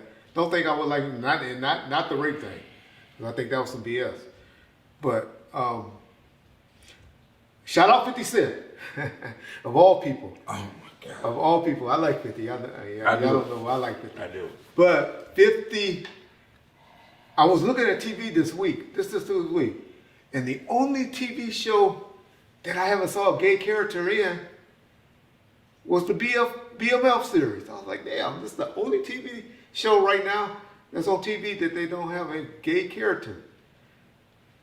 Tyler Perry, of all people, on the House of Pains was another one, but then they made one of the boys in there gay, one of Malik's friends. But I'm saying that to say, out of all the TV shows that I watch, y'all know I watch a lot of TV and on YouTube, a lot responding to you motherfuckers in the comment section. The only TV show recently that I can think of where they didn't touch on gay characters was the BMF. the BMF the BMF series, and so I was like, damn, why do Hollywood keep making us, look up to the gay people, and all of that, and so I have an issue with that. Y'all know I'm a big gay basher, probably one of the biggest ones y'all know. Why? I don't know. But my problem with Dwayne and Gabrielle is, number one, their natural mother objects to it, all of this. Now, Dwayne Wade's opinion would be because she doesn't have a relationship with her kids. Don't know. That's family business. I try to stay out of that part. But the young man is only 15 years old. Well, the transgender is only 15 years old. That's too young to be making the decisions that he's allowing his kid to make, in my opinion. If you think about when you was 14, 15 years old, were you doing the same things or watching the same thing on TV or attracted to the same thing that you are as an adult? Some of us are, but a lot of us aren't or wasn't. And I just think that they're making this decision a little bit too old, too soon. And they even thinking about letting her have the sex change operation, which I think is too soon for a 15, 16-year-old to be having that much freedom and choice. Because I know we in this era of letting our kids be opinionated and let them talk back and time out and all of that. 15 is too early for me. That would be, and Gabrielle Union, who I love everything about Gabrielle, other than I think she needs some booze. But I just think I think she's pushing that and putting that on Dwayne Wade, and she could walk away at any time out of these people's life. As we know, sometimes. Ain't she married to Dwayne? She was married, but people don't get divorced. But the mother is still alive. Okay. The mother, the kid's natural mother still alive, and she's objective. I truly believe that Dwayne Wade should have that sit down, have that communication, that co-parenting field, understanding with the biological mama. Yeah. Gabrielle, I think she is sitting in the supporter seat. She is. And she feel for this child. Now at 15, this some emotional shit. Yeah. This not just no, I woke up and I'm gay. Now I don't need this is some, where did it come from? But guess what her boyfriend is? The boy's that little white boy I seen the picture with? And that's a woman. Ain't that so crazy? Wait a minute, it was a woman that turned a boy, and then he turned it. But see, this is what people, and I'm gonna say this, and I don't give a fuck who mad. It only becomes a problem when you put it out there, when you expose yourself. Yeah. So Dwayne Wade, well, they're trying to be supportive, but support from a distance. From a distance, you don't gotta be out here and explain to everybody, because a lot of parents ain't gonna agree to that. And most of us don't agree because we don't have to go there. Yeah. We ain't never been put in a situation where we have to either, and most have, denied being a parent to he or she that decide to be something else. You can't be like that in my family. The good book says there's no Adam and Steve. There's no, it ain't supposed to be that way. Get out of my life, go on about your business. God ruled the world behind that. Okay, but I've seen it happen. He flooded us behind that, y'all. Yeah, so you've seen it happen. The Bible even tell you there are going to be many plagues, there's going to be many people flipping over, there's going to be many viruses and everything else. If a nigga don't know we living in the life in the books of Revelations right now, then they all lost. Yeah. But with that situation, man, who is us to tell us who's us? Because it's in the mind, Reg. It's all about the mind. And if that boy feel like he want to be a her and then live his life that way, then so be it. At 15, that's my only problem. At 15. I understand it. Because at 15, Most of us are traumatized any motherfucking way. So we don't know where he saw it at. We don't know where he getting this shit from. But it is what it is. I'm just saying, you know, to each his own, live your life how you choose to live it. But don't expose it and think the world is going to accept it because it's coming from you. Dwayne Wade, that's some private shit. They just supporting their child. No, I'm just saying. I'm sure he probably don't care. You know, oh no, I seen. Could you imagine being Magic Johnson seeing his son walk around like that? Put that picture up, John. Now, what's the difference? Woo! But he's older. I'm just what's saying, the difference? Man, all these because you're a superstar, it don't supposed to happen like that. You're right, because we got it in our family. Yeah, and we just don't probably know it. Yeah. So it just, you know, teach his own with it, man. Yeah, that's my opinion on that, Joe. Right. But I think the reason is because it's getting pushed on us to accept. To answer your question, they're making us accept it by watching it and by, like you said, man, we may not get any views on this particular episode because YouTube even do certain things to it. Right, and I'm only saying it because, just like I said earlier, you know, the shit that what they doing is pretty much their business. Yeah. But you want me to accept it. I don't have to accept it. Yeah. But it's not my business, and it ain't nothing for me to be talking about. You just saying why we ain't even talk about it. Yeah. Why is it making headlines in the news for the week? Because you have transgender men. You got men out there that's prostitutes. Well, that's a good point, and that's a good point when you brought that up. You see what I'm saying? The tricking part. And they out there doing their thing. So I didn't like the fact that they're just being attacked and it's a hate crime and it's this. Not all situations are like that. I'll tell y'all a TV show right now today. Oh shit. That y'all watching, and y'all looking at this. P-Valley. This female. No, not that shit. He'd let you know he gay. I don't watch none of that. Yeah, I watch P-Valley though. Niggas laugh at me. I like it because I like the light-skinned girl that's in the show. But I can't even think of her name right now because I haven't watched it in a while. But a show right now that is a transgender on there, and you be looking at, and you probably was like, "Woo, she look good. She be wearing that dress." Who the hell is that? That's a man. Who? The president's wife in the Oval is a big old time transgender. No. Yes. Not the one that say Jesus killed this child. That's over. That's a woman. I mean, a man dressed as a woman. Ain't that crazy? Pull it up. Oh, she why? I can learn a lot. I didn't know that. I'll tell you that's the scary part, though. That's the scary part about this. Damn. Yeah. Shout out Bob first. We'll end it there. James, you had once mentioned that you got into a fight or a brawl at the Roxbury with some of the LA Rams. Could you speak more elaborate to that story and what happened? Yeah, we was at Roxbury. All the homies up there, everybody that was working with Suge was up there. We was getting our groove on. Everybody. What year was this about? If you can put the year on. Should be about 90, 91. Might be before that, 89. Huh? No. Zeke was there. Oh. George Bunchy was there. I say about 93. That late. 92, one of them. I ain't sure, so don't which color. But I mean, I ain't good with dates. But we all up there, and we up inside the club, partying and shit. And what year was it when Suge walked away when they didn't take Suge on the team? Oh no, that's 88, 87. No, I wouldn't have knew because Bunchy and all of them was there.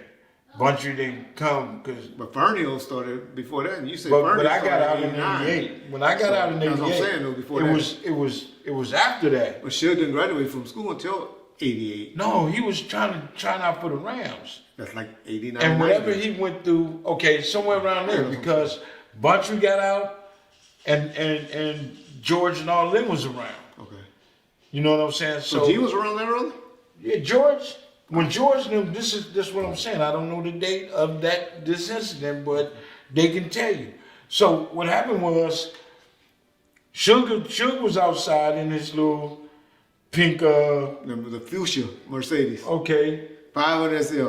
Actually, that was Michael Herrio car, Godfather Entertainment. But go ahead. Well, you know, Yeah. he's outside, and I guess 5, 6 of the Ram dudes was down there. So she'll get an altercation with the cats. What he tell us, everybody blew the whistle, everybody comes downstairs. Everybody's out there in the little lot on the side where she'll get with these big ass niggas, right? Okay. So we looking like, God damn, you sure picked the right ones to argue with. So me and the little homie faces next to each other, we looking at each other like, you get high, I get low. Like we already plotted if somebody gets swung on, we taking off. Yeah. So this particular time, one of the brothers, one of the niggas said something, and Suge looked at him and looked at us. One of the twins took off. The twin took off. And when the twin took off, man, we had one motherfucker, we was standing on top of the car, and like I said, Zeke up top, and I'm down low hitting him in his ribs. All you hear is, ooh. But after all of the smoke was cleared, the twin was still beating the shit out this nigga. The twin, they talking about those Suge's cousins, Ronald and Donald Knight. Well, go ahead. I thought we weren't gonna say no names. Well, just talk about them. So what I'm saying is, twin just had this, I can't stop in him.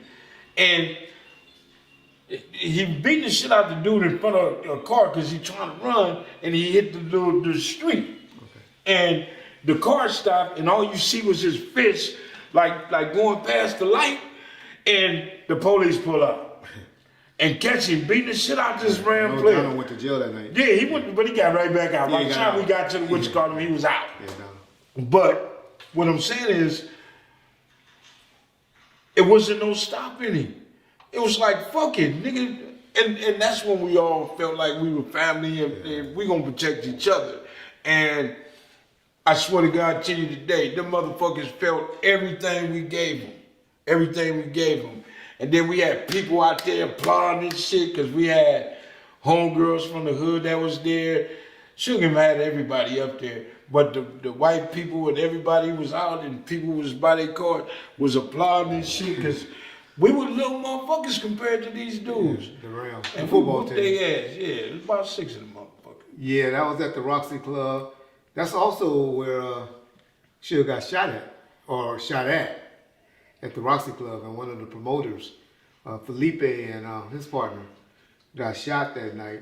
I wanted to tell y'all that not only Suge, but Death Row made a lot of enemies everywhere. So when motherfuckers ain't around, you still tend to go to, and that's what I didn't understand about Suge. You should go to places where you done beat the shit out of niggas. And they go back. And you go back. And goddamn, shit happened. But you put yourself there. But we just brought that out, tell a little story about the twins. A lot of people ask about the twins. They're very, very quiet, low-key people, and don't really like to speak on them too much because they always been straight and 100 with me. For $9.99, I tell y'all some goddamn Linwood stories. But those, there's some food in football, but those two motherfuckers, they were some fighters. And, and that's why I always laugh when y'all say Suge was this or Suge was that. No, Suge, like James said earlier, couldn't be that way because those two twins weren't gonna let him be that way. No. And shout out the Knight brothers. Yep. James, I wanted to talk to you a little bit about, so, obviously everybody knows your history as far as, the Mob James lifestyle of the gang activity. But for those that don't know, can you speak a little bit about what year it was that you started into that lifestyle, and what was the status of the mob when you started? Was it a newer gang? Was it something that was already established? And what kind of led you to go down that path? Well, when we moved in our house on Killing in 1973, and we were basically just regular kids, and we children. And, I went through a lot of things with my parents, and a lot of things happened, which everybody know with me and my father. And I remember the first incident I had, I was in the 3rd grade at Stephen C. Foster, and this was when I was introduced to what would be later on the homies. You know, they tried to jump on me. We was new kids on the block, and they tried to jump me. I went home, got some knives, came back to school, and tried again. So I got to chasing motherfuckers through the neighborhood. So now everybody know who everybody is. So made a lot of friends at that school, which after that they kicked me out of the school, but we still in the neighborhood. Um, the ass whoopings that I was getting at the time, you know, I used to run away a lot. And I found myself, my safe haven was on 81st in Hooper, which is my grandfather's house. And my cousins, Tracy and Tony, off of 98th and Figueroa. So I accumulated a lot of friends on each side. And I would bring them home and when me, Drew, and Tom Tom hooked up, I tried to come back to Whaley in the 7th or 8th grade, which they wouldn't take me. I went to Drew. Ditching, me and Runt became friends, were closer. And going back to the hood, actually, 1980 was the real start of Lil Mac. That's who I was before. Oh, okay. I didn't know that. 1980. And that was the first time I was shot in the hood. Okay. I got me, Drew, Killer That's when Rob. Palm and Oak shot you? Yeah. Me, Drew, and Killer Rob, they came through the hood, got off their bikes, put the kickstand. These were some bold motherfuckers. Got off their bikes, put the kickstand down, and started popping. This was 1980.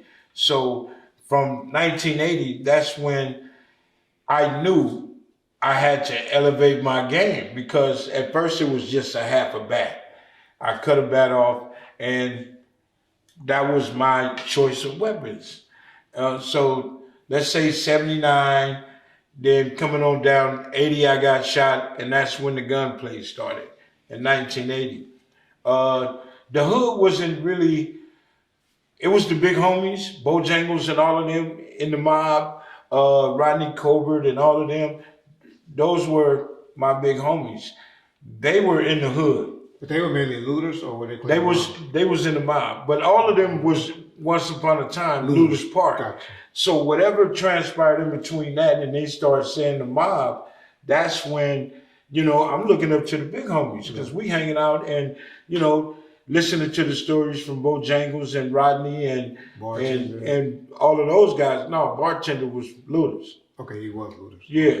So once we start hanging and then I seen Marcus Nunn. It was just so much gangsterism that I seen in China Dog that it was like, man, because we used to hang up under the headquarters. See, a lot of cats don't understand. The Stanley Pitts and all of those guys, it was this, okay, I got to step my game up so a motherfucker know me like they know them. Yeah. So with all this shit inside of me, inflicting pain and want to inflict pain and then being shot, it just made me decide I'd be all the way in or just half-assed like we were, just hanging out, walking around the hood with our burgundy on, you know, with our coats and this and that, or our P hat or whatever. So, you know, 1980 changed the game for us, because that's when the gang banging really started for us, like really active. You know what I'm saying? Would you say because cocaine was picking up there? No, well, the cocaine took it a different turn for us, because when the cocaine came to the hood, everybody started picking sides on who they want to fuck with, and that kind of like separated us. Okay. And it did separate us, because my ride or die at the time was Master Ron. Okay. And when I got my share of it, I didn't go to like my nigga, and because me and him used to do everything. Yeah. And go and say, here, I'm giving you half of what I got. No, nigga was so happy he was making that little change, and I bought a 68 Chevy. Okay. And riding around, but I don't even remember you in Cadillac, but okay. yeah, well, I had the white Cadillac after I got out of jail, right after the riots. So when the cocaine came, it took us from the homies to everybody being secretive on making their money and doing different shit. So we were still tight, but we wasn't as tight as we were. You know what I'm saying? We were still hanging with each other. Yeah. We still had 10 niggas in the hole. You know what I'm saying? Selling their shit, doing whatever. But we wasn't that unit we was. Because if you see one mob nigga, you gonna see a lot of us. Yeah. And we all mobbed together. That's why we was the mob. We mobbed together. So it changed. Me being shot, it changed. Let me ask you that. You said MOB was for mobbing, not money over blood? It's money over bloods, money over bitches, the whole nine. Okay, and mobbing. Yeah. Okay. So, well, we was actually on the hunt, MOB, on the hunt. Yeah. Because Gotcha. we with it. Okay. So that's what it did. It just went from one level to the next. Okay. And as we got older, it just intensified, especially for me. And I can only speak on me. Yeah. I seen one day, Michael Rose, rest in peace. Man, Lil Mac, nigga, you Mob James. That's who gave me the name Mob James, Michael Rose. So this was like 81, 82. And Mob James just went ballistic at school at Dominguez because I said, fuck school. So I would go from Dominguez, and we'd catch the bus to Centennial. And it was just, I was going to school just for gangbanging activity. So yeah, it changed because I felt that if you're gonna do it, do it. Go in, go hard. All in. So yeah, it changed. It just went from different levels. But at first we were just walking the neighborhood. Yeah. It wasn't going to shoot niggas. It wasn't none of that shit. When other neighborhoods were making money already. So dude younger than you gave you your name. Me and Michael Rose same age. Oh yeah. Michael Rose 58 would have been today. And Pierre is what? Pierre's 60. Pierre is Dwight's age, so that's 58. No, 59. I'm telling you, Michael's a year younger than me. He'll be 59. Oh, Pierre? Yeah. So Pierre 1 year older than yeah. Michael. Okay. I thought Michael was Michael is the baby. Michael's the baby. Yeah. Michael, Pierre, and Rob. Just like Alton. Alton would be 50. Alton is 57. Yeah. You know what I'm saying? He just turned 57. Yeah. Because me and Butcher the same age. Yeah, he just turned 57 February 5th. I always thought Michael was younger than me. No. So that's what it did, man. It was, and once Mob James was created, it was just on and cracking. It was whatever. I had to be in the middle of the shit. If something happened in the hood, I felt that this was our duty to go bam. Yes, was I bamboozled, hoodwinked, but all the OGs went through it. All the OGs was going to jail back and forth and coming home on swole. That was my first thought. I need to get to prison so I can be a big nigga like that. And then here go Lee Ford. Lee Ford was a naturally big motherfucker dude. Without ever going to prison. Yeah, big. You know what I'm saying? So I didn't have to go to prison to get swole. You know what I'm saying? I went to prison for fucking up. Yeah, yeah. So it was. Did Lee ever do any time? Yeah, he went to prison. Yeah. Eventually at 45. And it was lately like me. Late like. And just looking up to those guys, like I said, one in particular, China Dog. His game and his whatchamacallit was totally different. His swag was totally different. What they call swag today was totally different because none of the homies had the essays that looked up to him. None of us had just that different. I mean, he was like for real. China Dog, most people don't know, he spoke Spanish and English. Yeah, so I've always looked up to that. Stanley Pitts, no, I'm just saying, you can be mad, but regardless of what, the gangster in them is the only thing I was attracted to. I didn't give a fuck if however they living their life. I'm just looking at the big homies, Reg. I'm looking at the big homies. Oh no, Stanley name was Stanley. Yeah. So no, when you I just know it's treacherous things that Stanley done. And he ain't the only one that was treacherous. So you can't be just say him. It was a lot of motherfuckers out there living their life on some real shit. Yeah. That's why you don't never hear me contradicting my bullshit, because it was niggas worse than me before my time. Yeah. You know what I'm saying? And I only contribute to what they did. Yeah.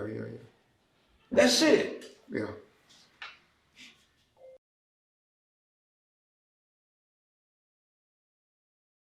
Mad. Blood always took the shorty in on every movie. When Colors came out, it pissed me off because it really didn't show what it was, what gangbanging really was. Not from my eyes. Yeah. I didn't see that bullshit. Yeah. Now, some things when they had niggas in jail on the gates and banging, you see that. Yeah. But that street shit and the way the police was coming in there, the movie had to water it down so much to where people really don't understand what the fuck is really going on. And and I'm not the only guy that was out there gangbanging that was pissed off about it. You had both sides, like this ain't the real shit. But they had the Bloods as the snitch, the ones that got shot. Well, the way they depicted shit happens in real life. That and I don't give a fuck what hood you in. You have tattletales, you have motherfucking cowards, you have busters, you have the niggas. Even in a society, they make the Bloods get shot up. Hey, Bloods always take the short end. Well, I wouldn't say that because, the way they did it and a lot of shit, Bloods has always been outnumbered. Correct. Always outnumbered. Correct. And that was one of my things I said that's to our advantage. You know what I'm saying? Because it weaves out all of those cats that want to be Bloods, and then they see what's happening. And everybody that listen to Bomb First gonna relate to this here. A lot of cats that was Bloods had converted over to be Crips because they knew the Bloods was outnumbered. So you wouldn't qualify to be this. Yeah. So it was a good thing that you went over the way you thought you could be more comfortable. Yeah. So to have that disadvantage only means you had to prove a little more than what that you had to. And that's one of the reasons why. And no disrespect to the Crips, because they got their reputables as well. Oh yeah, 100. Yeah. So you had to put on what I call the uniform. Yeah. My uniform consists of a P hat with IRU on it to say Paru.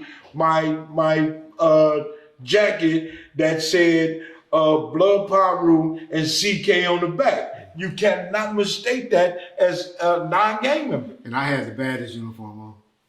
What, a blue one?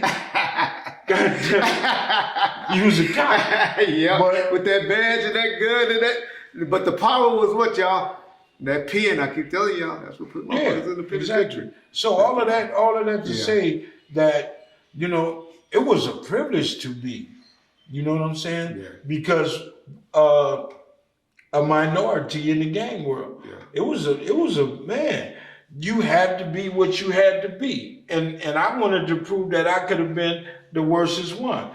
But I was nowhere near one of the worstest one. Maybe in the neighborhood. Or in your mind. Yeah. Or in here. Yeah. But it was so many guys that you hear them on this social media, the life they live. I sit back and I can relate to it. The only show I relate to is Snowfall. Yeah. I sat there and watched one episode and now they doing some real shit now. They did a thing. This some real shit. And that was just the world I wanted to be in, man. Yeah. And and that's why I don't get mad when people always say, y'all niggas think y'all OGs or this or this. Y'all why y'all on YouTube, real gangsters or real OGs don't talk on there. Some of the toughest niggas that I know from Compton. Two of the toughest ones that I personally know or knew or know of. That nigga Gangster and James. They on YouTube, and those niggas was, y'all can't take nothing away from either one of them. They can take it off. They can try, well they can try, but it don't mean that it's actual. I know one thing, I can't erase nothing that I've done. Yeah. And so Nothing. I laugh at that. But I can have some of the shit that I've done. I can make it. Most preachers, a lot of preachers are pimps and drug dealers and all that. But do that change what they doing now if they really live for the Lord and teaching the word? Did that make them any less of a man? Or I really believed in that gang culture. I really believe that, you know, the more violent you are, the more serious people will take you. I really believe that. And I got a heart. You know what I'm saying? Some motherfuckers got passes, what we used to call a pass. You with your wife, your kids, your mama, or whatever, you got a pass. If you get caught slipping, I'm going to take advantage of that. And the other side and every other hood did the same thing. I did not believe in rat packing. I think that was the most cowardice shit to ever do. I did not believe in snatching purses from a lady. I think that's the most bullshit. There's other ways to get your money. I didn't do none of that shit. Yeah. I was a gang member. Yeah. I was banging. That's it. What would you tell the people now that say that gang banging was stupid and y'all was stupid and all the negative stuff that they would have to say? What would your advice be? I would tell them when they hear it to listen to the person that actually telling them how they lived, because you know you yet to be in a situation such as mine, and you don't want to go down that path, because the only things that I'm saying to you is that this is what gangbanging led me to do or summed me to. A lot of these kids don't understand what gangbanging is. You know, we got, and back in my days, little homies losing their lives. Top Dog was one of the first in the hood at 15. White Boy Glenn was the first one I knew. You know, White Boy Glenn got shot. Yeah, but Top Dog was, I'm talking about one of my little closest. You know what I'm saying? So, you know, I try to tell them, you don't want to live, and this is the only reason why I talk, because you don't want to live the life me and so many others have lived. You don't want to go to prison and do 40 years. Pay attention to these kids in court crying after the judge done sentenced this 18-year-old boy to life. You'll never see street again. So they need to take heed, pay attention when these older cats is telling them where they shouldn't go. So understand that if I'm speaking, these older guys are trying to guide you to a better way of living life. And that's what all of these guys over 55, over 50 should be telling these kids.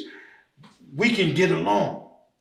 But we're not showing them that. We showing them we can't trust each other with money. We showing them that you ain't supposed to have no respect or no friends. You should treat everybody fucked up. That's not the way it's supposed to be.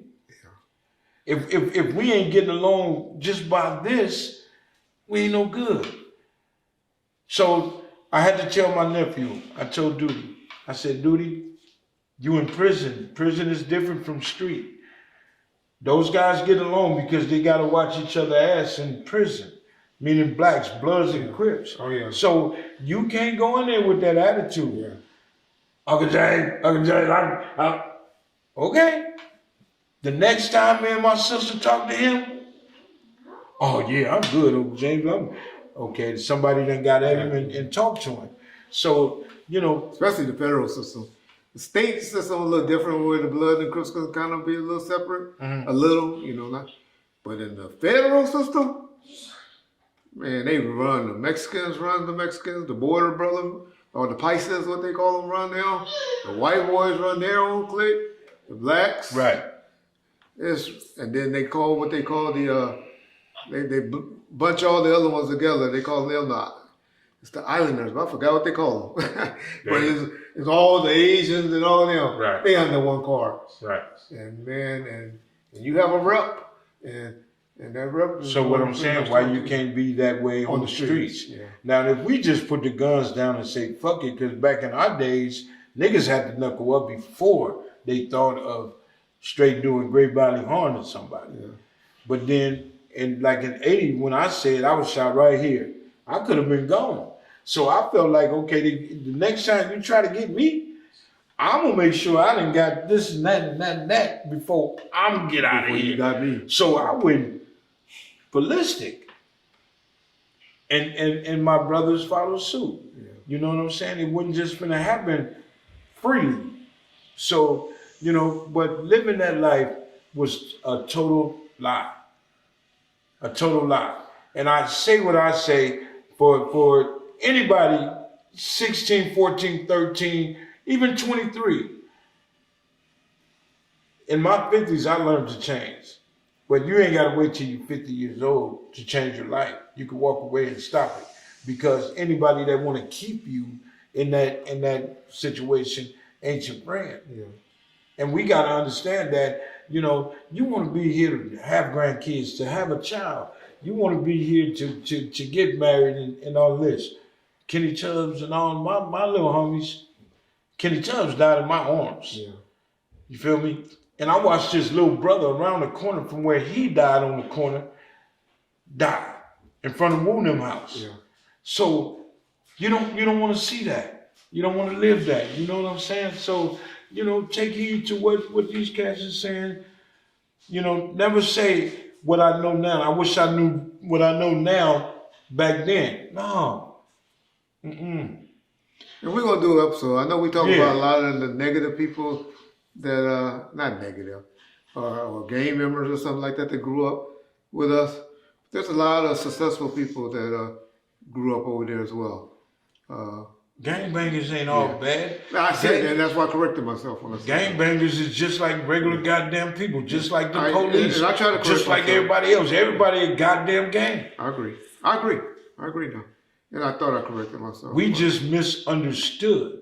Now, once we realized that we're not getting a paycheck, once we realize we hurting our own people, once we realize we're taking advantage of a situation and are using our situation, our upbringings as excuses, then we stay stuck. But once we realize that, we can move on. Yeah. This how I grew up. This how I said, fuck that.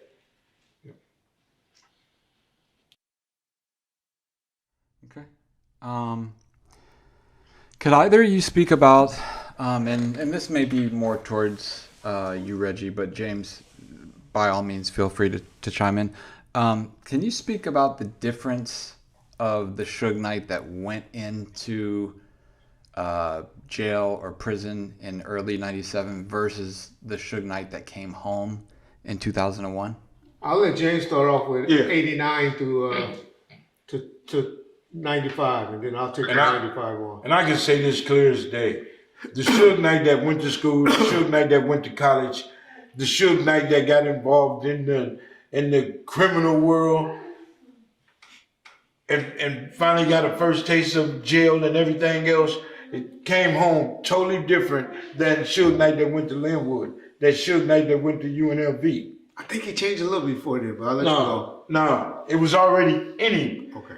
He evolved when he went to jail. So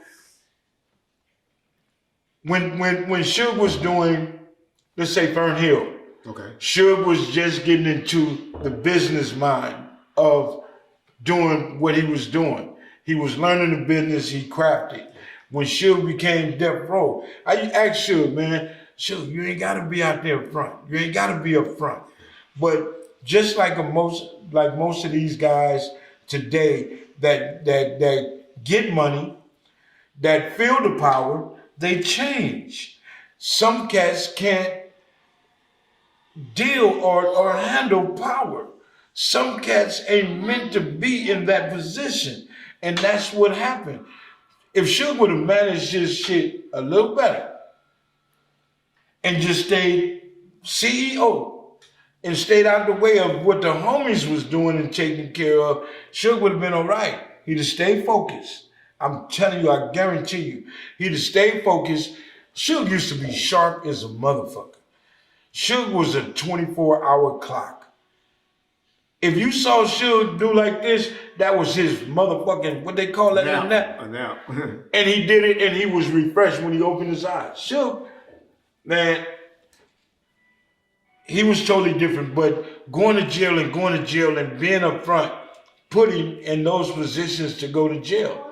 If he'd have just stayed on the sideline, Suge would have been all right. That's the difference between Suge of the beginning to what Suge at now.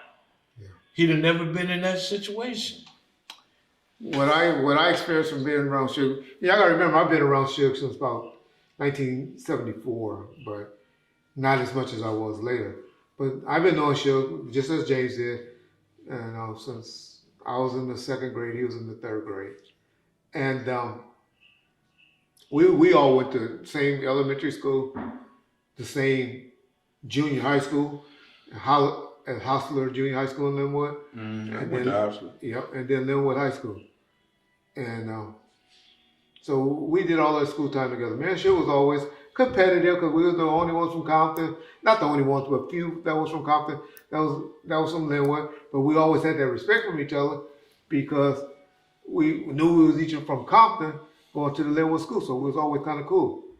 Suge was a big guy, kind of a ladies' man even then with his big Jerry curl and all of that. And I thought I was one too. And so we done dated a few of the same females as well. And I'm actually the one, I was dating a young lady, and Sharitha was her cousin. And they came to a house party together with my sister. Well, and me and Suge was hanging out and was there, and he was like, Reg, who's that? Who's that? And my sister introduced her to Sharitha, and him and Sharitha had been together up until they, eventually got divorced. And so, Suge and I was always, like I said, cool. He went on to football. I went on to Long Beach State and played a little football, and then went on to start working in the law enforcement. So our careers path went that way from that time, and now we're talking like 85, 86. Suge and I didn't reconnect back until 93. I did a couple of little video shoots where I had some guys, did the intro, had the security and all of that for the intro at the liquor store when they went on tour for that for the Dre Day. The concert, they did a big old shooting at a liquor store and all of that. Had some problems with the 151s on that video shoot because they wanted to be in the shot. I remember I had to act the fool with the 151 power rules. But anyway, but 94, 95 is when I reconnected with Suge and working with him pretty much on a daily basis at that time. Suge at that time was, like James said, was all about business. Wasn't on the front cover of magazines, and he wasn't even smoking cigars yet. The cigars came in because he got put on probation. And he used to smoke a lot of weed, even back in the... See, I didn't even know that part. Yeah, 90... Suge was a... Yeah, he was starting to smoke. Non-drug... I seen Suge drunk one time. I never seen him drunk. One time. And I seen that and he drunk all the time. Nice champagne and stuff like that. Because he was dating girls and all that. And he only got messed up one time. And that was just because me, him, David Kenner, and their dates were... we were sitting at a table in New York. And was about to go up to our room. And we sat there, and that's the time I told the story on Bomb First Before, when Suge knew, he said, that nigga scandalous. Because they were sitting up there saying who's gonna get drunk the first, and they were drinking. And doing that, David Kenner ass was drinking and drinking, and we caught his ass pouring drinks under the table. Suge should have said, nigga, I should have known that nigga, he always laughed. I should have known that nigga was scandalous when we caught him doing that right there, Reg. But anyway, shout out David Kenner. But Suge our point was trying to stay focused. Was focused, is why I tell those stories. And so then Suge, like I said, always a ladies' man. I have only seen Suge in my lifetime not have a female next to him overnight. It was one time, and that was when we got stuck in North Carolina. Riley Cotton, we went to visit Jodeci, and we went all out on a weekday looking for bitches, and he couldn't find them. And so I woke up that night though. KC and JoJo must have found something for him and sent them over because there was a chick coming out of his room then. I'll say all of that just to say Suge was a ladies' man, was always able to attract females or whatever. And so I had nothing but Suge always taught me, Reg, take care of a few females, make them look good, take good care of them. You'll be able to have females and all that all the time because they're going to line up because they're going to want to be like their friends. That was his philosophy. Always keep a clean pair of shoes on and a fresh cut. Shit, I beg you different. That nigga, if you had a chick on the side of you and try to steal it. and I'm saying this, Suge, if you had a broad with you, Suge come in and like, ooh. Oh, Next day you know, if you walk away and go to the bathroom, that nigga gone with the bitch. He done pull some. I remember one time we was in New York for the murder was the case then. That was my boy Z. And he got into it. He was like, Reg, fuck that nigga Suge. Because Sleep was crazy. He said, that nigga just mad because I can pull females just like him. I ain't got to have money to pull. I remember laughing at that. Yeah, that's true. Yeah, that shit though. My point to all of this is saying that I'm just trying to explain the Suge that I knew. As far as the business stuff, I always say he wasn't good with reading and contracts and all that stuff. He didn't need to do all that. That was David Kenner's job. And later on, Reggie's job.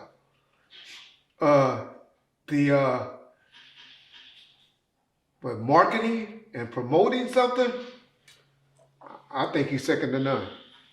I think the job that Russell Simmons ended up taking when he had that big deal with Coca-Cola on marketing, when he blew up Tyrese singing on the bus and all that, I believe Suge should have got that job because that's what I believe Suge was.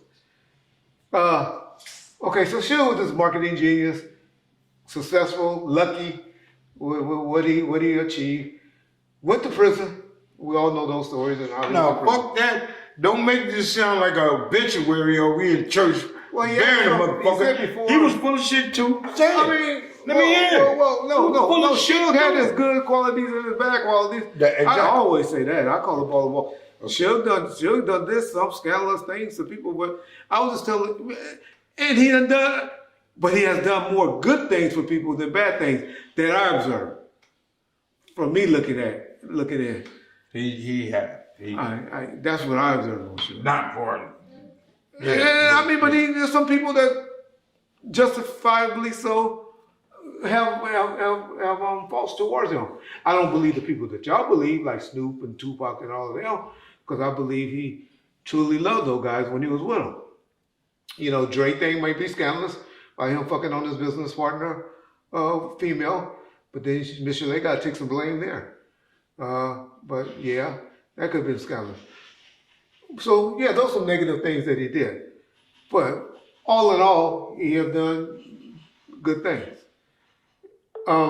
Went to prison, was still taking care of people. Me, Reggie Wright, told the nigga, shut this shit down, dog. We ain't got to put out another act. We just live off putting out Tupac albums and the catalog. And we be good, man. We generating $3 to $4 million a quarter just by doing those things. We don't need to be having an office and staff and all that, but shit was like, no. You know, we're gonna keep trying to go on. Yeah. Kept people working, kept them employed. First day the nigga came home. Jay's will tell you, all those niggas was pretty much fired. Butcher was the only one still getting a check, and he got his check cut in half during that period. But everybody else, checks and everything was cut off. First thing he came home, he wasn't just hiring the homies, you know, for to hang around him and all that. He was hiring homegirl Kathy from the neighborhood, females and all of them. He was just giving people jobs, firing all the white folks, as I always say. Well, Suge was one of those cats. If he went to jail and ain't having fun, ain't getting no pussy, ain't doing shit, he wanted everything to be shut down. That's true. Keep it 100. When he came home, the party on, y'all. Yeah, that's true. That was the fucked up part. That was the reason. Then why niggas don't supposed to keep living because you gone. When Suge went to jail, man, all them niggas, he need to park them cars and we gotta let people go. Come on, dog. Yeah. I didn't look at it that way. I looked at it as cleaning up because the feds looking and all of that. And we're trying to clean it up. And all these niggas is useless. That's how Reg looked at it, let's be honest. But James put it better. He put it in better terms. So now we're talking 2001, 2002. Came home, now he different, like James said. Yeah. Now he believe in hype. Interviews he given from prison and everything, he believing he's the reason that Death Row was where it was at. He believed in that. I mean, that nigga here was hard. I put up a goddamn sign with him, with a picture of him in his jail outfit, talking about on Beverly Hills. Y'all just don't know how pissed off that white folks were. That was a big old billboard on top of our roof with him talking about, welcome home, Suge. I got John putting shit on the internet with Snoop Dogg barking, talking about or something like that. What was that? John will play it for y'all. You know, we put stuff like that out. You know, laughing at Snoop Dogg, talking about where you gonna go, where you gonna run, no more. Where you gonna run, where you gonna hide that stupid shit coming on. So when Suge got out of prison, did that solidify his gangster because he went to prison and he felt like he was finally one of us? I think during that time, believing that hype in there, because he had those Sacramento dudes and all that, they were loving him. I signed a couple of dudes from, you know, my boy GP and all of them from Sacramento that were blood affiliated and all that. So he was up under the blood card in there. Oh, I didn't say that. I'm saying, like I said earlier, I thought going to prison, I got to get to prison so I can get buff. Because that's where everybody in jail was coming home yoked. They took the weights away during that time. No, just okay. I'm talking about from my time, gotcha. 86, from when I went to prison and came home. Or before I went thinking, man, I'm looking at all the big homies, these niggas on whoop whoop. Alton first time in prison and coming home, he on swole. Okay, I gotta go to prison. There, my little brother bigger than me, I gotta go to prison. So when Suge went and got noticed of being a blood and you gotta remember Tupac big is big now. And everybody associating Suge with Tupac. And so that's what helped him. But still, going to prison, ain't nobody looking at you getting your fame from a rapper. They did. They were groupie, man. But still, you got policy in prison. That's true. I went back there, so I don't know, but go ahead. Okay, so what I'm saying to you is, do you think Suge felt that now I'm bona fide? I done been to prison. I wear the same suit as all the homies now. I can tell prison stories. I've been to prison. I can only tell how he acted in the visiting room. But that's what I'm saying. And in the visiting room, the niggas that was in New York, and he wasn't on no, like me, no camp or nothing. He was on a level where, I mean... he was level 2. No. At the beginning, not until his last bid, he was level 3. No, he was there, the Menendez brothers was on the same yard as him. He was on there with, at CMC, he was on level 4 yard. His first time going? Yeah. I was in CMC. He was in East or West? He was on the West. In West to the right. and went to the hole on the East. He was on the West. Okay, that's not no level 4. Yes, it was. Back then, at St. Louis Obispo. San Luis Obispo, California Men's Colony. I was at CMC. You probably the camp version or that other yard. Okay. I'm telling you. I just hate when you black men downplay another nigga going to jail and then for another nigga to be... Not for real. Anyway, I'm just telling you what it was then. Okay, I'm telling you. Richard Ramirez. I just asked you a question. Not Richard Ramirez. The Menendez brothers. They kept them type of dudes on the East Yard. But they were on the same prison. It was a level 4 at Mill Creek at the time. You're right. It was a camp outside the gate. There was a level 2 with dormitories. Out the gate. He had 2-man cells. Not in CMC. I ain't talking about CMC. CMC was an old prison. I was at That's CMC, an old prison, California Men's College. But the one that he was at was Mill Creek. Mill Creek. At that time, that was a... Okay. So anyway, y'all, that's Suge Knight, and that's that story, and that's where the change came in my opinion. Before we stop taping, is there anything that you guys want to speak on or talk about that I didn't bring up as far as questions or subjects? Yeah. You know, it's a question that's never asked from nobody, and I never heard nobody ask this question. My question is to Reggie and whomever else out there that hear it. What do we get out of exposing you know, your people, and a man that you know, maybe 1 million people, a lot of people look up to. You know, it seemed like the bigger you are, the quicker people attack. Are you talking about the episode that we put up our phone? No, Oh, okay. That our biggest problem toward each other is tearing each other down.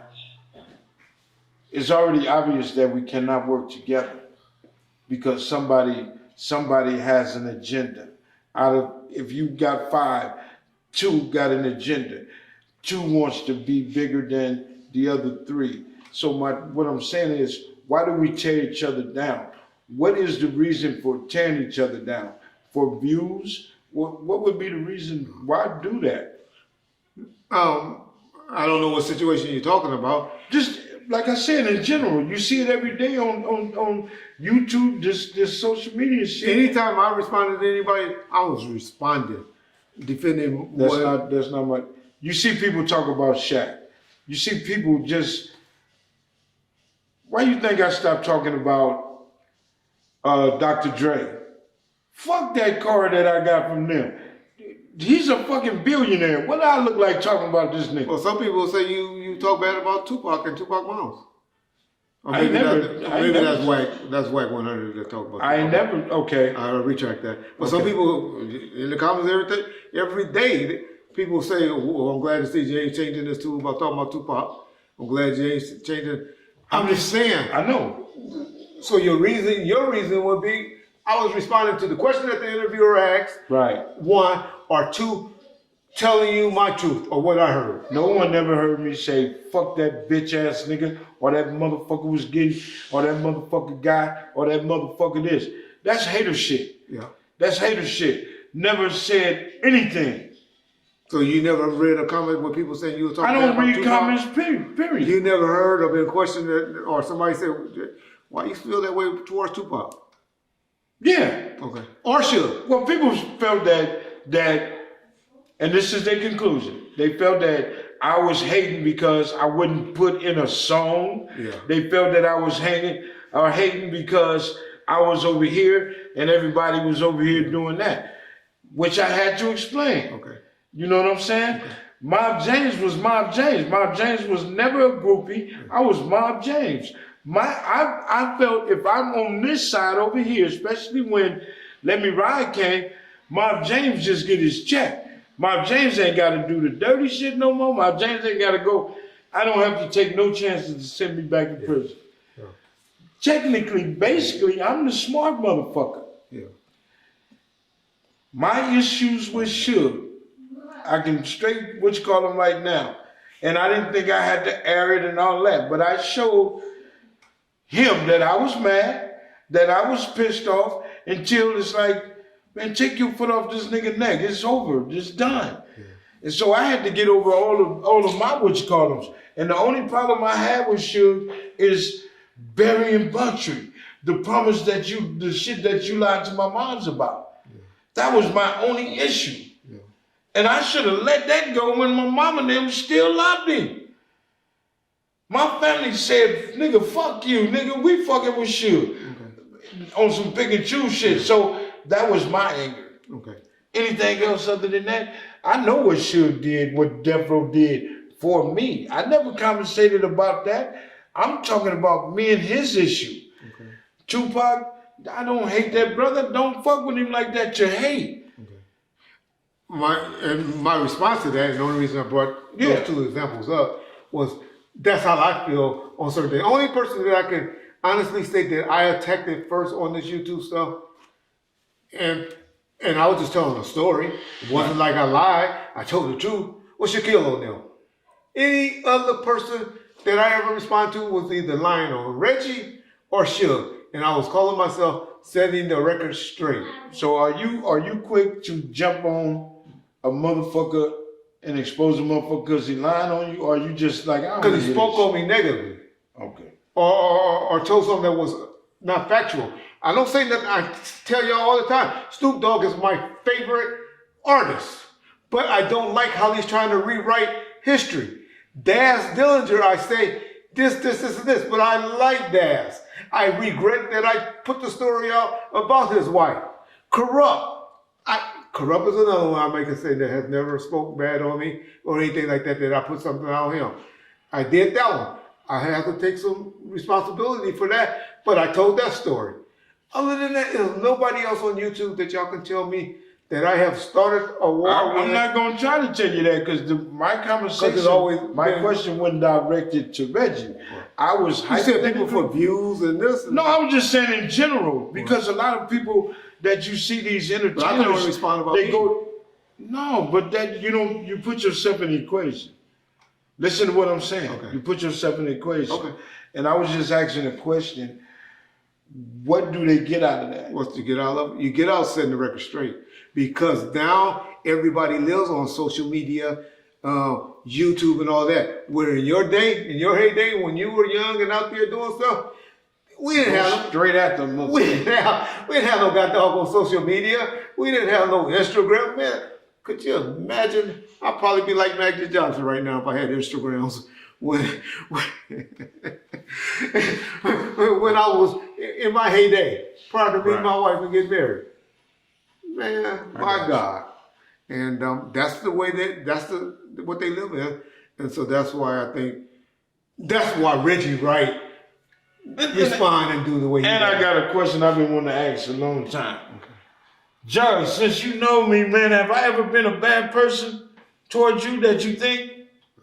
No, not at all. He used to say you ghosting doing, but that's probably now because you explained earlier in the episodes why you was mad at me that you. Go ahead. What did you say? What? I just think he didn't know my number. So when I was calling, all right, well, that ain't what you used to be. Said James, stop. James promised he was going to help us. And I kept that so 100, but I didn't know. But that's what it was. We found out later. A phone every 90 We found that out. Or, I just don't answer. And John Fence, we found that out later. But that's the only thing that he ever thought. Okay. Yeah.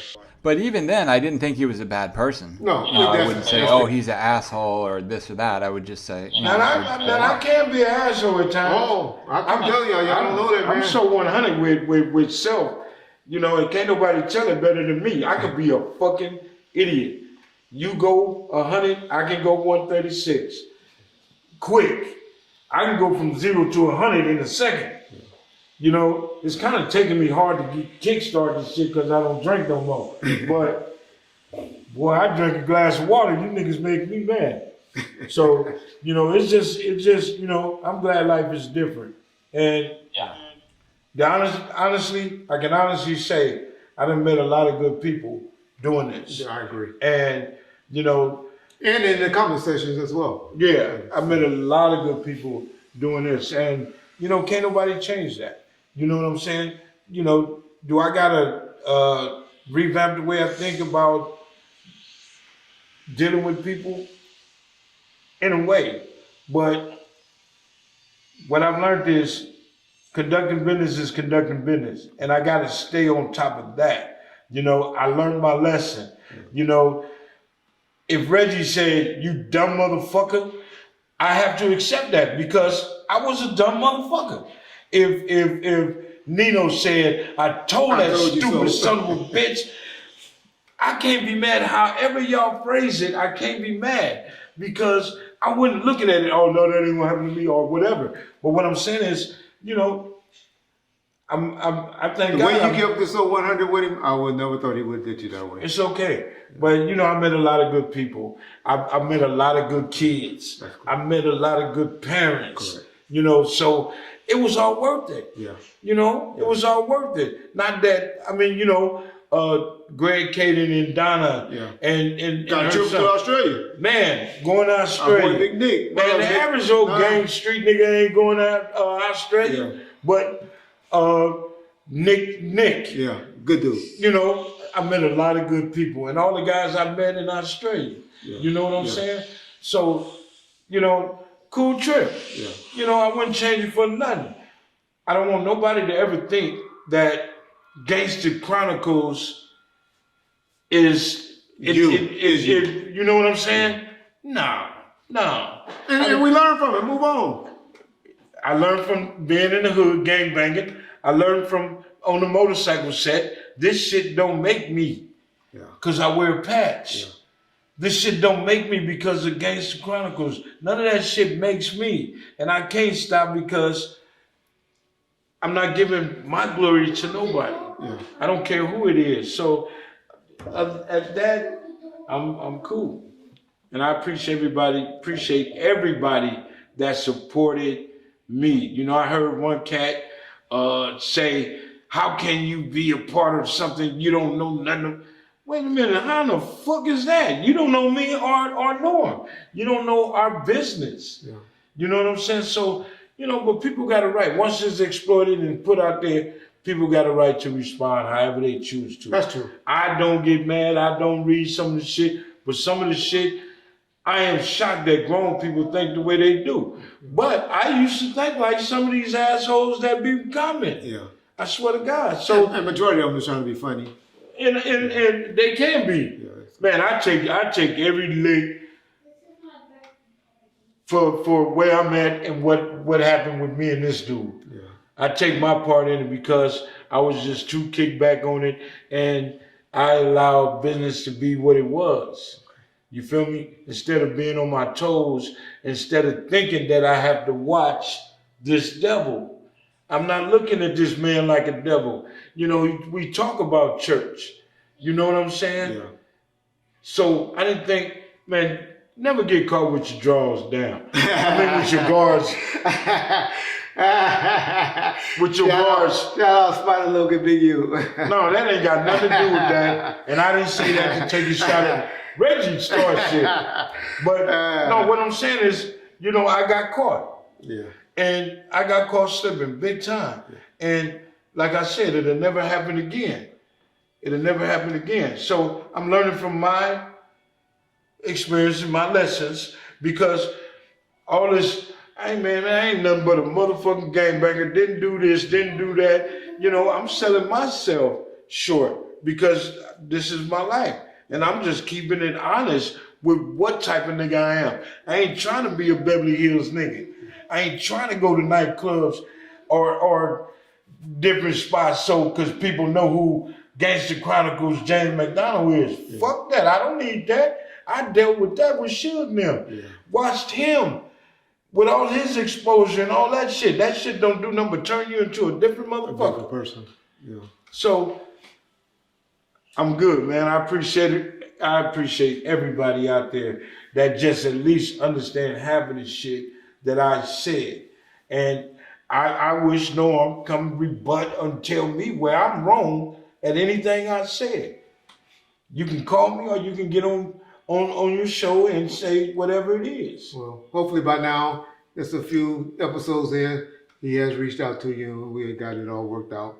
And Bound First family, we appreciate y'all support, and all of y'all in the comment sections and the relationships we done developed from there, because y'all know a lot of y'all we have.